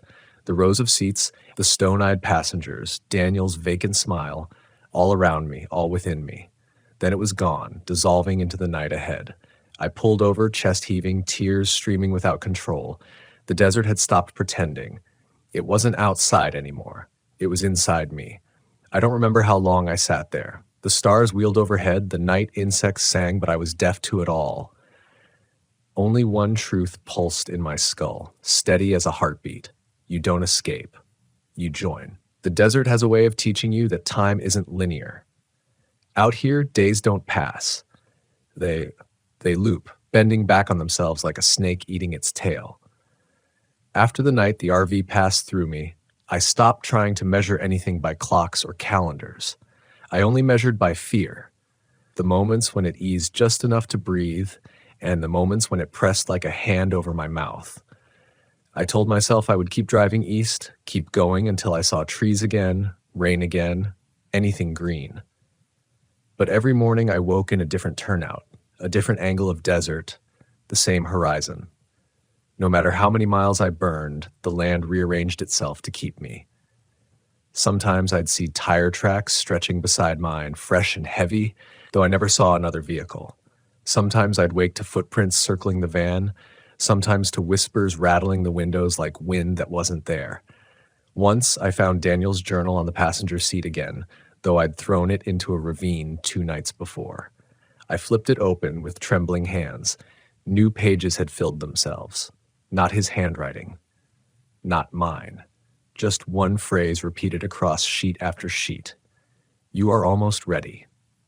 I slammed it shut and hurled it out the window, but the words stayed lodged in my head like a splinter. By the 7th or 70th night, I couldn't stand it anymore. I needed proof I wasn't dissolving into madness. I pulled into a gas station that looked alive. Lights on, pumps humming, a clerk visible behind the glass. Relief nearly buckled my knees. I stumbled inside. The clerk, a thin man with hollow cheeks, looked up. His eyes were flat, colorless. Still, his voice was normal when he asked, "Fill up?" I nodded, desperate for normalcy. He handed me a receipt. His hand brushed mine, and I recoiled at the coldness of his skin. Like stone. Like the passengers. I glanced around the store. Shelves lined with snacks, magazines, coolers humming, but every package was blank. No logos, no names, just wrappers, pale and identical. My heart raced. I backed toward the door. The clerk tilted his head, his voice dropping into a whisper that wasn't meant for human ears. You're already on the road. You've always been on it. I bolted outside, slammed the van door, and roared back onto the highway. In the mirror, the gas station was gone. Just desert, flat and endless. The hum grew louder. That night, I dreamed, or maybe didn't, of sitting in the RV's rows, Daniel beside me, the missing family across the aisle. We weren't speaking, but the silence had weight, as though conversation wasn't needed anymore. We all knew the same thing. When I woke, my van was parked in a different place again, and on the windshield, written in dust, was a single word, join. I lost count of how many times I whispered no. But the desert is patient. It wore me down with monotony, with repetition, with the knowledge that the longer I fought, the more meaningless my resistance became. One night, as the stars burned cold overhead, the white RV appeared in the middle of the road again. This time, the doors stood open before I even slowed. Inside, Shadow waited. And in the doorway, Daniel. He wasn't smiling this time. His eyes weren't glassy. For a moment, God help me, I swear he looked like himself again. Please, he said, his voice cracked. I don't want to be alone in there. I slammed the brakes so hard the van fishtailed. Dust surged, swallowing everything. When it cleared, the RV was gone. Only the open road stretched ahead, barren and eternal. I kept driving, but I knew the truth by then. The desert wasn't trying to scare me away. It was waiting for me to give in. And maybe one day, I would. I began to notice the small disappearances first. Not people, though those came later, but objects. A fork missing from the drawer. A shirt I swore I'd packed, gone. My map, folded on the dash the night before, vanished when I woke. At first I thought exhaustion was shredding my memory, making me careless. But then I realized the things that vanished always came back, not where I'd lost them, but inside the van, rearranged. The fork tucked neatly beside the sink, the shirt folded tighter than I'd ever fold it, the map annotated with circles drawn in black ink surrounding empty places in the desert. Circles. Always circles. The desert wasn't just following me anymore. It was inside my van, testing how much I'd tolerate before I surrendered. One night, I left the headlights on by accident. When I woke, they were off, the battery untouched, but scrawled across the inside of the windshield in fingertip smears was a message, "You can't drive out. You can only drive in." I scrubbed it away with shaking hands, but the glass seemed to hold the outline, faint as a scar. By then, I avoided sleep. Coffee, gas station pills, anything to keep my eyes open, but the desert has patience deeper than any stimulant. It waited until my body betrayed me. I woke once with the steering wheel in my hands and no memory of starting the van. The horizon glowed faintly and the white RV drifted ahead like a lighthouse on an endless shore. I jerked the wheel, swerving away. The RV vanished. My chest heaved with terror and shame. If I'd closed my eyes a little longer, I might not have resisted at all. I told myself I had to stop, had to fight back somehow. So I found a canyon, narrow and winding, and parked the van against the cliff wall. Stone rose high around me, solid and immovable. Here, I thought, the RV couldn't follow. But the desert isn't bound by stone. That night, the canyon echoed with a sound I couldn't name. Not wind, not animal. A low chorus, dozens of voices humming in unison. The sound grew louder until the walls themselves vibrated, and in those vibrations I recognized syllables. Names, my name. I pressed my palms against my ears but the stone carried the voices straight through bone. I curled in the driver's seat, whispering that I wouldn't listen. And then the headlights flared at the canyon's mouth. The RV waited, silent, blocking the way out. Its windows glowed faintly this time, not black but alive with shapes moving inside. I couldn't see their faces, but I knew every one of them was turned toward me. Waiting. I don't remember starting the engine. I don't remember backing out of the canyon, dust choking the night air. I only remember my own voice, raw and breaking, shouting at the windshield, "I won't join you, I won't." But even as I screamed, part of me knew the truth. Every mile I drove was another loop in the circle. Every denial another verse in their chant. The desert doesn't force, it invites. And eventually, everyone accepts. The next morning, I woke with sand in my mouth, the van parked at the edge of a dry lake bed. My clothes were damp with sweat, though the air was bone dry, and in the passenger seat lay Daniel's guitar. Not broken, not dusty, tuned. I stared at it until my vision blurred. My hands shook as I touched the strings. They thrummed under my fingers, warm, alive. A voice whispered in my head, soft as breath, "Play." I hurled the guitar out the door. It landed with a dull thud, half buried in the sand. But when I blinked, it was back inside, waiting. I stopped trying to throw the guitar away after the third time it returned. No matter how far I flung it, into the sand, into ravines, even once into a dry well, it always found its way back to the passenger seat, strings humming faintly like it had a heartbeat of its own. That's when I understood the desert's cruelty. It didn't want me to vanish suddenly. It wanted me to erode, piece by piece, denial by denial, until the day I stepped willingly into its silence. I tried one last desperate escape. I charted a course north, toward mountains, toward any terrain the desert couldn't claim. I drove until the Volkswagen groaned, until the gas gauge screamed empty. I told myself that if I reached even one tree, one river, the spell would break. But the desert doesn't let go. Every turnoff led me back to sand. Every mile marker repeated. By nightfall, the mountains still hung on the horizon, no closer than before. That's when I saw it again. Not on the road this time, not in the mirror, in the driver's seat. For a fraction of a second, my reflection wasn't mine. The glass showed Daniel's face, hollow-eyed, smiling that puppet smile. His lips moved, and though no sound carried, I knew the words, "Join." I swerved so hard the van nearly flipped. My chest heaved with sobs I hadn't let out since he disappeared. I pounded the wheel, screamed into the night air, begged the desert to take me, to take anything, as long as it gave him back. The desert answered with silence, silence so deep it swallowed my own cries. I don't remember stopping. I don't remember turning off the ignition. I only remember sitting in stillness, hands trembling as headlights bloomed ahead one last time. The RV approached slowly, silently, until it stopped a breath away from my bumper. Its doors opened, a black maw gaping. Inside, the rows of passengers sat waiting, faces slack, eyes unblinking. And there, front row, aisle seat, Daniel. His head turned toward me, not hollow, not empty, but sorrowful. I couldn't move. I couldn't breathe. The desert pressed down, offering its final mercy, an end to running. My hand touched the door handle, and then I stopped. Because I realized something in that moment, something the desert hadn't accounted for. It wasn't keeping me here to punish me. It was keeping me because I hadn't decided. I was still fighting, still resisting, still feeding its circle with fear. The only way to win was not to escape, not to join, but to refuse to choose. I sat back in the seat, crossed my arms, closed my eyes. The hum surged, furious, rattling the van like an earthquake. Dust whipped against the glass. Whispers screamed inside my skull. Daniel's voice rose above them all, pleading, begging, but I stayed still. And then, silence. When I opened my eyes, the RV was gone. Just desert, empty, endless, merciless desert.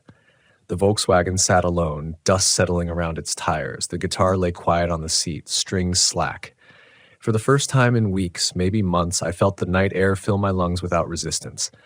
The horizon still stretched forever, but it didn't lean in, didn't press, it just was. I don't know how long the reprieve will last. Maybe the desert is patient enough to wait another lifetime before circling me again. Maybe it already circles, unseen. But I do know this. Not everyone who vanishes in the desert steps willingly into its silence. Some of us stay. Some of us refuse. Some of us tell the story, even when our voices shake. If you camp out here, if you drive these roads alone, remember this. The desert is listening. It will whisper, it will circle, it will press, and one night it will offer you a door. When it does, don't open it. Keep driving. Keep breathing. Keep saying no. Because once you join them, there's no driving out, only in. I had always thought that the open road carried freedom, that the hum of tires against asphalt and the sighing of the wind through the trees were enough to soothe any unease. But that night, parked on the edge of the Columbia River Gorge in my aging, faded green Volkswagen Westphalia, I realized freedom could also be frighteningly isolating. I had driven all day, the sun dipping behind jagged cliffs and turning the gorge into a ribbon of shadow and gold. The campgrounds were nearly empty. Just a few hikers, a solitary fisherman, and the occasional glow of distant headlights winding through the hills.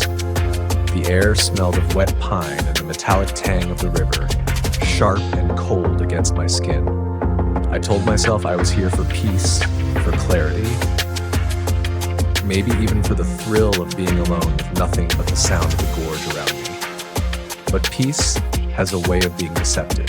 I parked near a small pull-off, just enough for the VW to rest beside the cliff's edge. The engine ticked and cooled, steam curling from the hood like a ghostly warning. The campground map I had studied for hours in the car indicated there was another site about a mile up the trail, but it was unmarked and supposedly little used. The thought of a quieter spot beckoned me, but something in the wind warned otherwise. The gorge had its own voice, low, mournful, carrying the resonance of things you couldn't see, things that waited just beyond your vision. I shrugged the feeling off, zipped my sleeping bag inside the VW, and started to make a cup of coffee, the heat of the stove a small comfort against the encroaching chill.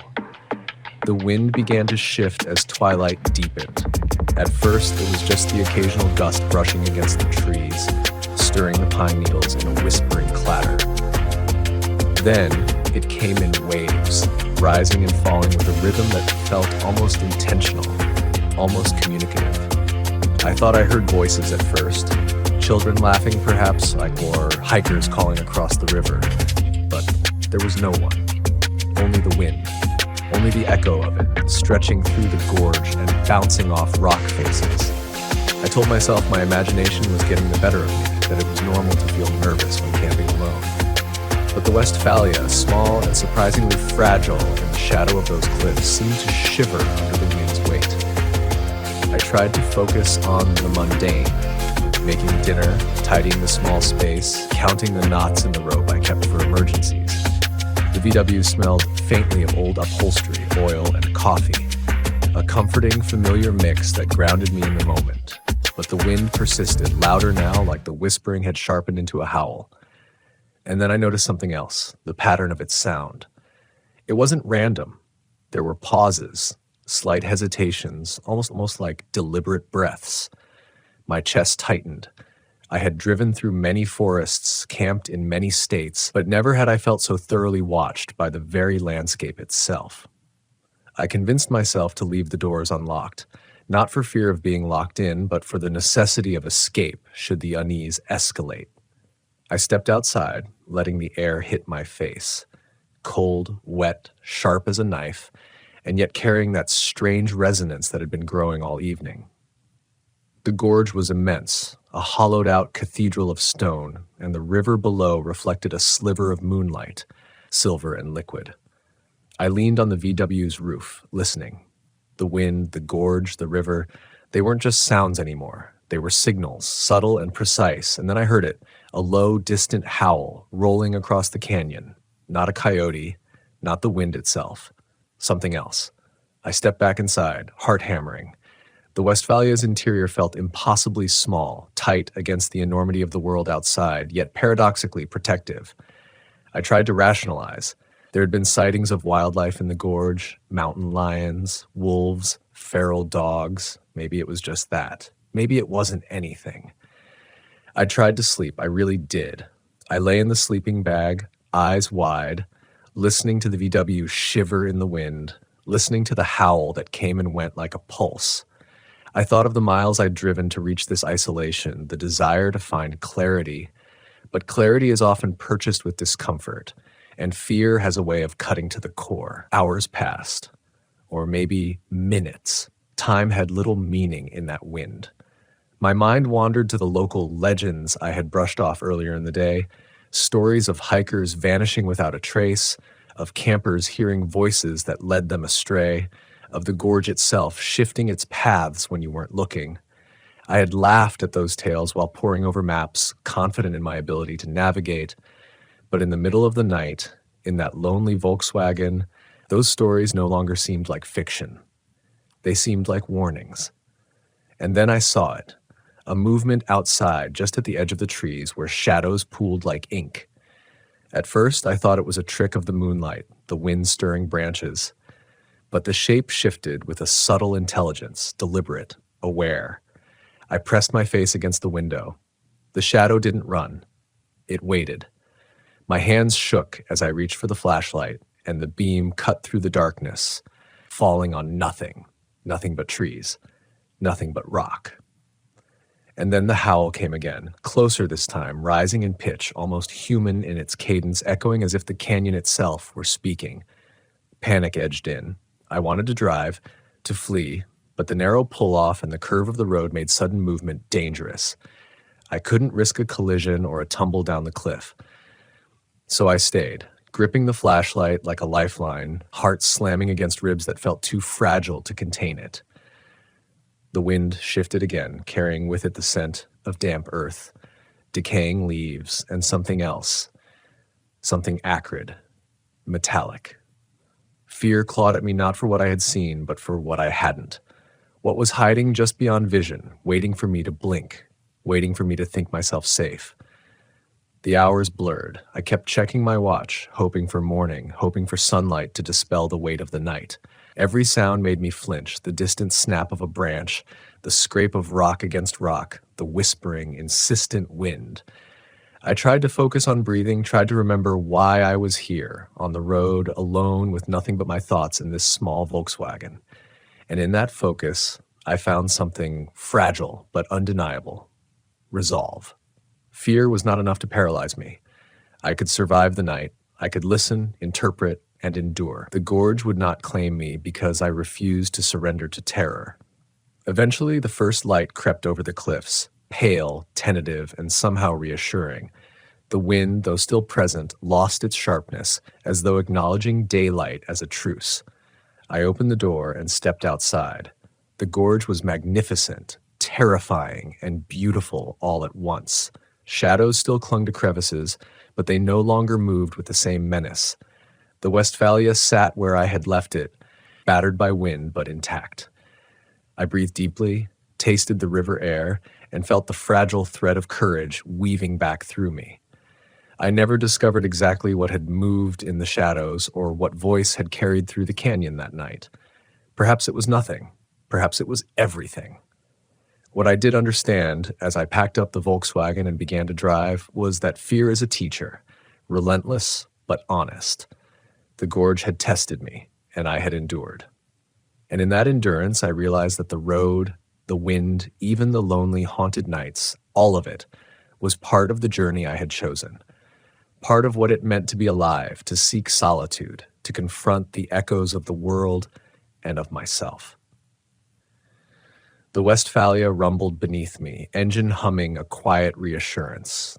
I glanced at the cliffs one last time, at the river winding like a silver ribbon through shadow, and whispered a thank you. Not for the fear, not for the unknown, but for the clarity that came from facing it. The road stretched ahead, full of promise and uncertainty, and I felt ready to meet both. With wind in my hair, the memory of the gorge etched into my mind, and the conviction that even in the deepest, darkest night, the courage to continue is always within reach. The next day, I decided to follow a trail that hugged the gorge closer to the river. It was narrower than I expected, rough and overgrown, and the undergrowth scratched at my legs as if trying to hold me back.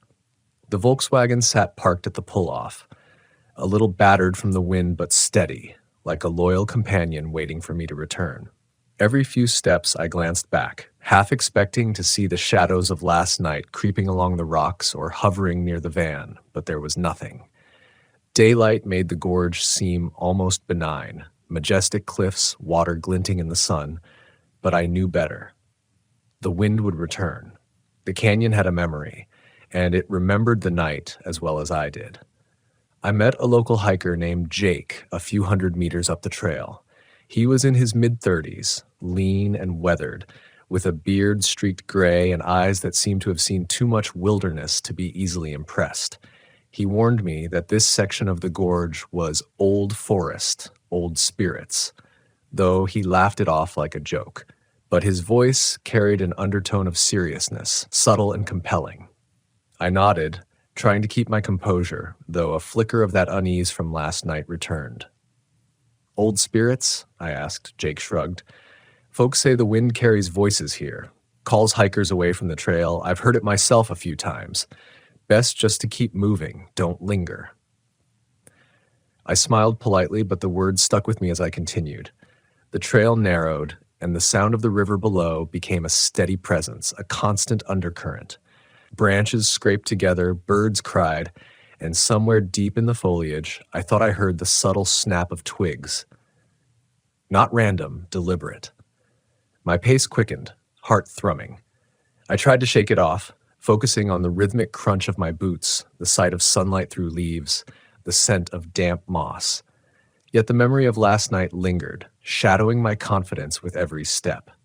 By late afternoon, I reached a small clearing where the river curved sharply. The spot was beautiful, almost impossibly so, with granite cliffs rising on either side, green moss clinging to every crevice. I set up my little camp, unpacked the VW's fold-out stove, and began preparing a simple meal. The sun was warm on my back, yet a cool draft snuck in from the canyon, raising goosebumps on my arms. That's when I first noticed the footprints. Small, half hidden in the soft mud near the riverbank, they weren't human. Too narrow, too long, toes splayed in a way I didn't recognize. But they weren't animal either. My stomach sank. I followed them carefully, silent, boots pressing against wet earth. The footprints led closer to the water, then stopped abruptly at a jagged rock. There was no sign of movement, nothing else in sight. A chill washed over me, not from the wind, not from the shade, but from the realization that I was not alone. Not really. The gorge had secrets, and it was testing me again, as if last night had only been an introduction. I returned to the VW, trying to appear calm, trying to rationalize. "Maybe it's a rare animal," I muttered aloud, stirring my coffee with trembling hands. "A tracking mistake. Something misidentified." But deep down, I knew rationalization could only stretch so far. The wind began to pick up again, subtle at first, then rising like a chorus in waves, carrying with it those same hesitant, deliberate pauses I had felt the night before. I couldn't ignore it. I had learned that lesson. As evening fell, I noticed something else, movement in the trees at the far edge of the clearing, shadows shifting with a slow, careful deliberation. I gripped the flashlight again, its beam slicing through the darkness. Nothing. And then, from somewhere deep in the gorge, a sound that made my stomach clench. A howl, low, resonant, carrying both distance and intimacy. Not a call to others, but a call to me. Panic threatened to rise, but I forced myself to sit, to breathe, to stay grounded in the Volkswagen's small, protected interior. The Westphalia smelled faintly of coffee and damp earth, familiar and steady, and for a few moments I let the smell anchor me. The wind blew harder, carrying that metallic tang again, and the howl came closer. I realized that night in the gorge was far from over. I had stepped deeper into it, and the canyon had noticed. Sleep became impossible. Every creak, every whispering gust, every subtle shift in shadow made my mind race. I thought of my family, of friends, of ordinary life left behind on the roads leading to this isolation. I thought of how fragile the human mind is when confronted with the unknown, how quickly it can spiral into fear, suspicion, even despair. I clutched the steering wheel, closed my eyes, and tried to find a rhythm in my breathing, repeating to myself that I was capable, that I was cautious, that I could endure. At some point, I drifted into a light doze, and in that semi-conscious state, I dreamt or imagined that the wind spoke. Not in words exactly, but in intent, bending the trees, rustling the leaves, pushing me toward the cliff edge. In the dream, shadows gathered at the tree line, watching, waiting, and I felt that same inexplicable connection, that haunting familiarity with the canyon's intelligence. I awoke with a start, heartbeat jagged, the VW trembling slightly from the gusts. I realized then that the fear wasn't just external. It had embedded itself in me. I had walked into the gorge seeking clarity, and clarity had arrived in the form of terror. Morning brought a deceptive calm. Sunlight fell in slanted rays across the clearing. Birds called faintly, and the river glittered in reassuring silver. I stepped outside, stretching, trying to regain composure. And then I saw it. A single footprint, pressed into the soft mud, larger than any human's, edges strangely defined, as if pressed by deliberate weight. My stomach sank. It led toward the river, and then abruptly stopped, leaving no trace of movement beyond. I knew I couldn't linger. The VW had to be my escape, my tether to the ordinary world. I packed quickly, checking every lock, every latch, my hands trembling. I started the engine, the familiar hum a small comfort against the chorus of the gorge. And as I pulled away from the clearing, I looked back once, seeing the trees sway, shadows gather and dissolve, and the wind carrying that same howl just faintly as if laughing or warning me. The drive back was quiet. I focused on the road, the hum of the tires, the feel of the steering wheel beneath my hands. Every now and then, I thought I heard something from the gorge, a soft call or movement, but the distance and the Volkswagen's enclosure shielded me. I thought of the lessons the canyon had forced upon me: vigilance, respect for what we cannot see, and the quiet courage of enduring discomfort and fear. I realized that these trips, these encounters with the unknown, were not about conquering the wilderness.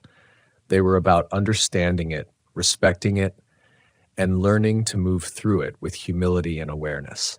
Even now, years later, I think of that stretch of the Columbia River Gorge, of the wind that howled like a living voice, and of the small, sturdy Volkswagen that carried me safely through the night. I think of the fear, intense and consuming, and of the fragile, steady courage that endured it. The gorge had shown me that clarity is rarely comfortable, that solitude reveals truths both magnificent and terrifying, and that courage is not the absence of fear, but the willingness to move forward despite it. The following evening, I found myself driving further along the gorge's winding roads, searching for another campsite that felt safer yet still close enough to the river. I could hear its constant low murmur. The Volkswagen's engine hummed steadily beneath me, a rhythm I clung to, but the landscape outside seemed different somehow. Sharper, more angular, almost predatory. Shadows stretched unnaturally across the cliffs, and the wind had returned, rolling through the canyon in waves that pressed against the van like invisible hands. It whispered again, low and deliberate, and I realized that the comfort I felt during daylight was an illusion. The gorge remembered me. I parked at a narrow pull-off near a cluster of cedar trees, dense and old, roots like gnarled fingers gripping the earth. The ground was damp, the smell of decaying leaves heavy and sweet, and the VW felt smaller than ever, cocooned in isolation. I set up for the night, trying to maintain routines, coffee, dinner, checking the van's equipment, but my thoughts kept returning to the prints by the river, the shifting shadows, and the low, almost human howls that seemed to follow me. I tried to rationalize. It was animals, perhaps hunters, perhaps just tricks of the wind. But deep down, I knew rationalization could only stretch so far. The gorge had a rhythm, and I was part of it now, whether I liked it or not. Night fell, and with it came a cold that seeped into every corner of the van. The wind rose in intensity, curling around the Volkswagen, rattling the windows. I lay in the sleeping bag, heartbeat thundering in my ears, trying to find focus in breathing. That's when I heard it. Not in the distance, not carried by the wind, but near. Something moved in the shadows just beyond the van, deliberate and slow. Branches snapped softly, almost strategically, and the sound of footsteps pressed against the earth in a rhythm that mirrored my own pulse.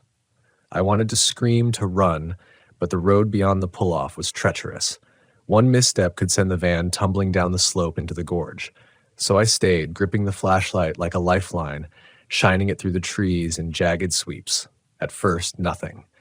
Then, just beyond the circle of light, a shape shifted, tall, thin, almost impossibly still, like it was observing me. Panic rose, hot and viscous, but I forced myself to breathe, to think. I reminded myself of all the hikes, the solitary camping trips, the nights spent alone in unfamiliar forests. Fear is a teacher, I whispered to myself. Not a jailer. Not yet. The wind carried a scent then, metallic, pungent, tinged with decay, and I realized it wasn't just the breeze. Something moved with intent. I remembered Jake's warning, the old spirits of the gorge, and suddenly the stories I had dismissed felt like subtle instructions on survival. Move slowly. Observe. Respect. I gripped the flashlight tighter and whispered into the darkness, a question almost too small for my own ears. What do you want? The response was immediate, though not verbal. A howl, sharper this time, followed by the unmistakable sound of footsteps moving around the van. The VW, usually steadfast and protective, seemed to shiver beneath me. I could feel its metal frame trembling with each gust and each movement outside, and I realized how fragile any sense of safety is when confronted by the unknown. Minutes or hours passed, though I could not tell which. The rhythm of the wind, the shifting shadows, the low, persistent howls, all blurred into a single oppressive weight. My mind traced over every route I could take, every escape, every possibility, until finally the fear began to crystallize into something else, clarity. Fear sharpened my perception. I began to notice patterns, the pauses in the wind, the spacing of the steps, the way shadows bent unnaturally.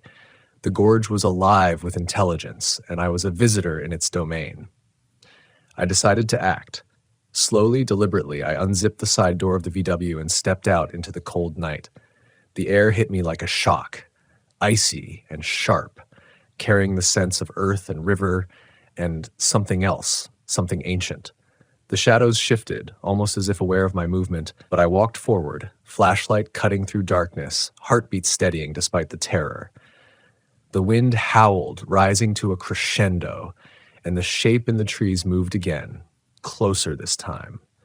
My skin prickled, but I reminded myself that courage isn't the absence of fear. It is stepping forward in spite of it. I followed the faint path of prints, careful not to trip over roots, careful not to falter. They led me toward a small clearing where the moonlight pooled, silver and merciless, revealing a startling sight. The ground was scattered with fallen branches, some broken in ways that suggested more than natural causes. The air vibrated with the energy of the canyon, and I realized the entire gorge was watching, listening, testing me. The shape, whatever it was, had not fled. It had waited. Then, without warning, the wind seemed to pause, leaving a silence so thick it pressed against my eardrums. In that stillness, I heard it, the faintest whisper, almost carried on my own breath. Go. My instincts screamed that this was a warning, and yet in the same instant, a part of me knew that the whisper was not malevolent, only cautious. I nodded slowly, understanding the lesson being imparted. Respect the unknown, acknowledge your fear, but do not let it dictate your existence. I returned to the Volkswagen, heart still racing but mind clearer. The shape in the shadows had not moved, had not pursued, and yet its presence lingered, a reminder of the canyon's dominion. I packed up quickly the next morning, the wind finally settling to a softer sigh, almost companionable in its persistence. I drove slowly along the gorge road, the cliffs casting long shadows across the windshield, reflecting the journey I had endured, the fear, the courage, the understanding that solitude in such vast wilderness is as much a psychological trial as it is a physical one. The Volkswagen carried me steadily, engine purring like a protective heartbeat as I reflected on what had transpired. The gorge had tested me, not to punish but to reveal. It had shown me the fragility of perception, the depth of instinct, and the resilience required to confront the unknown.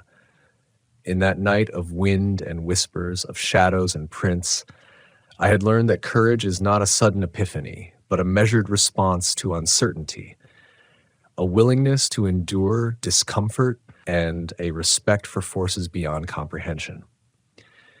Even now, when I drive that stretch of the Columbia River Gorge in the Westphalia, I feel the memory of that night pressing against the present.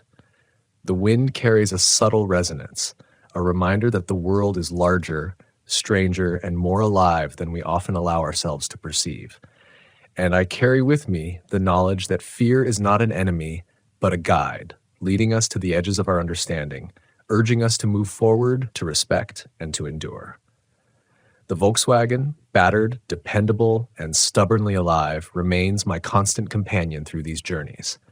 It is both vessel and refuge, a bridge between the ordinary and the extraordinary, between comfort and the wilderness's harsh, silent wisdom. And as I drive, listening to the river far below, feeling the wind press gently against the van, I am reminded that the gorge is always speaking. It has a voice, a rhythm, a lesson, and it will continue to do so long after I have left. The courage to listen, to endure, and to respect is the only map we can carry. By the third night, I had moved further along the gorge, seeking a smaller, less traveled pull-off where the trees crowded closer, where the air felt thick and alive.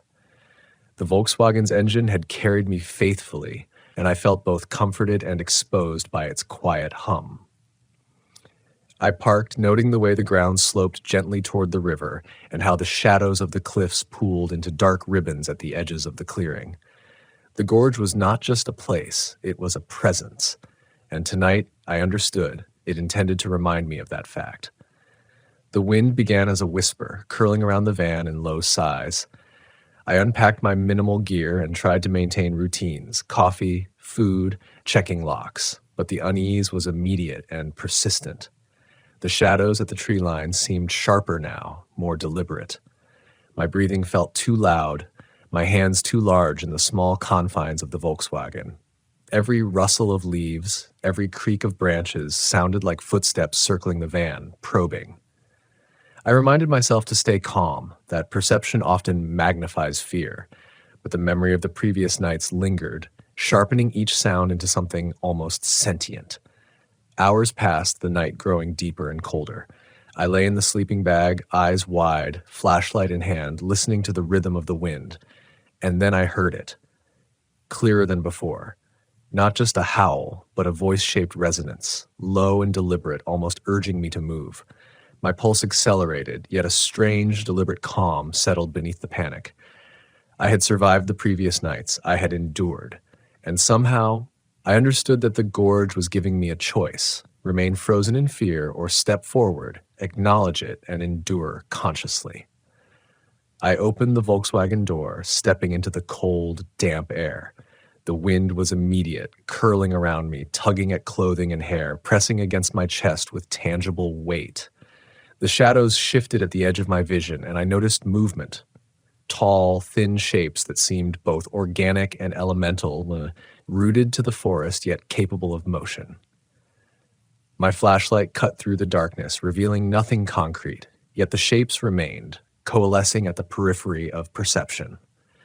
My mind screamed to retreat, but my feet moved forward.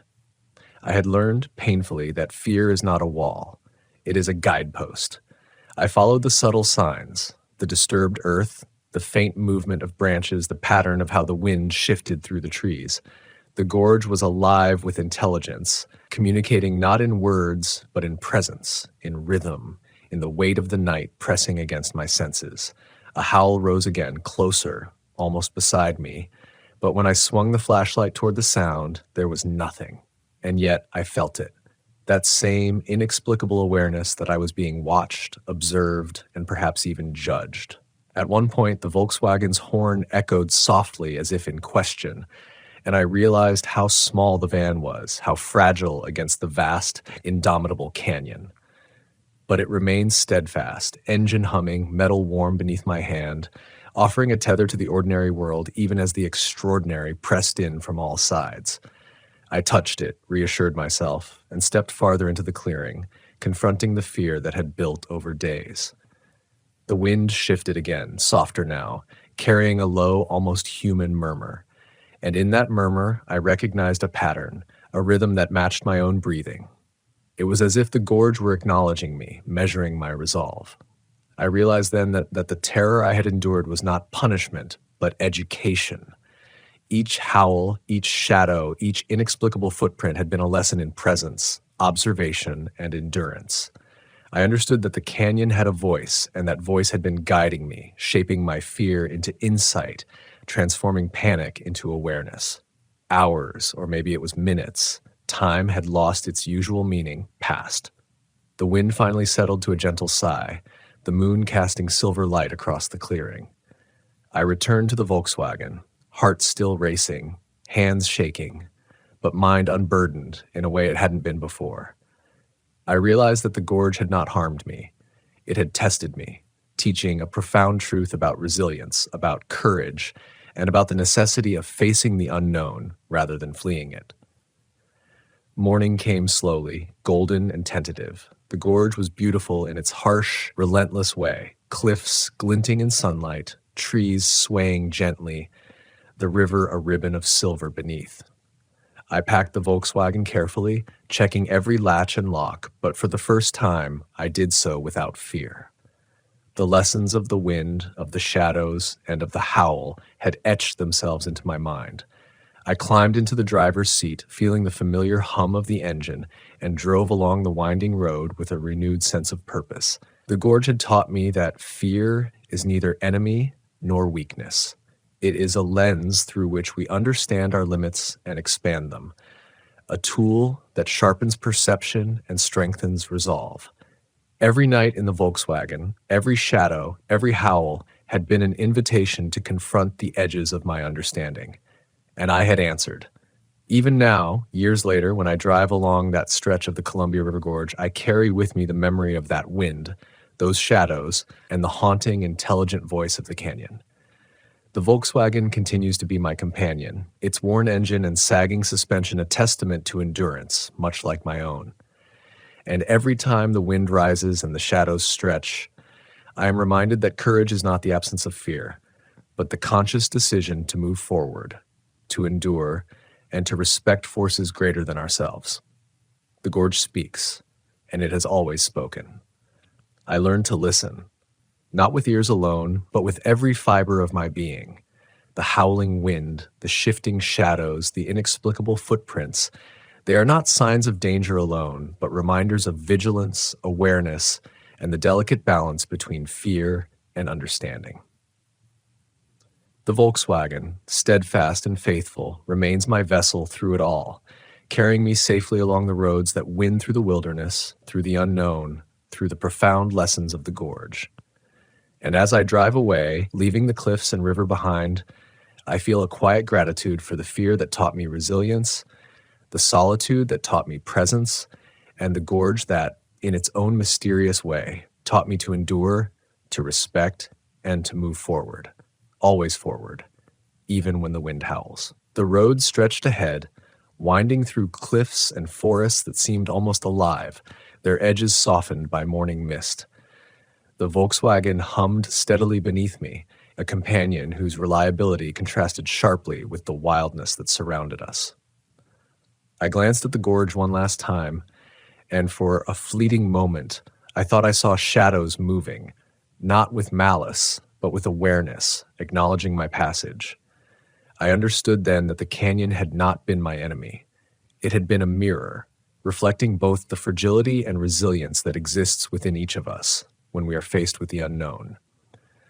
As the miles unwound beneath the tires, I thought back to the nights spent in the van, the wind that carried voices, the footprints that led nowhere, the shadows that watched and waited.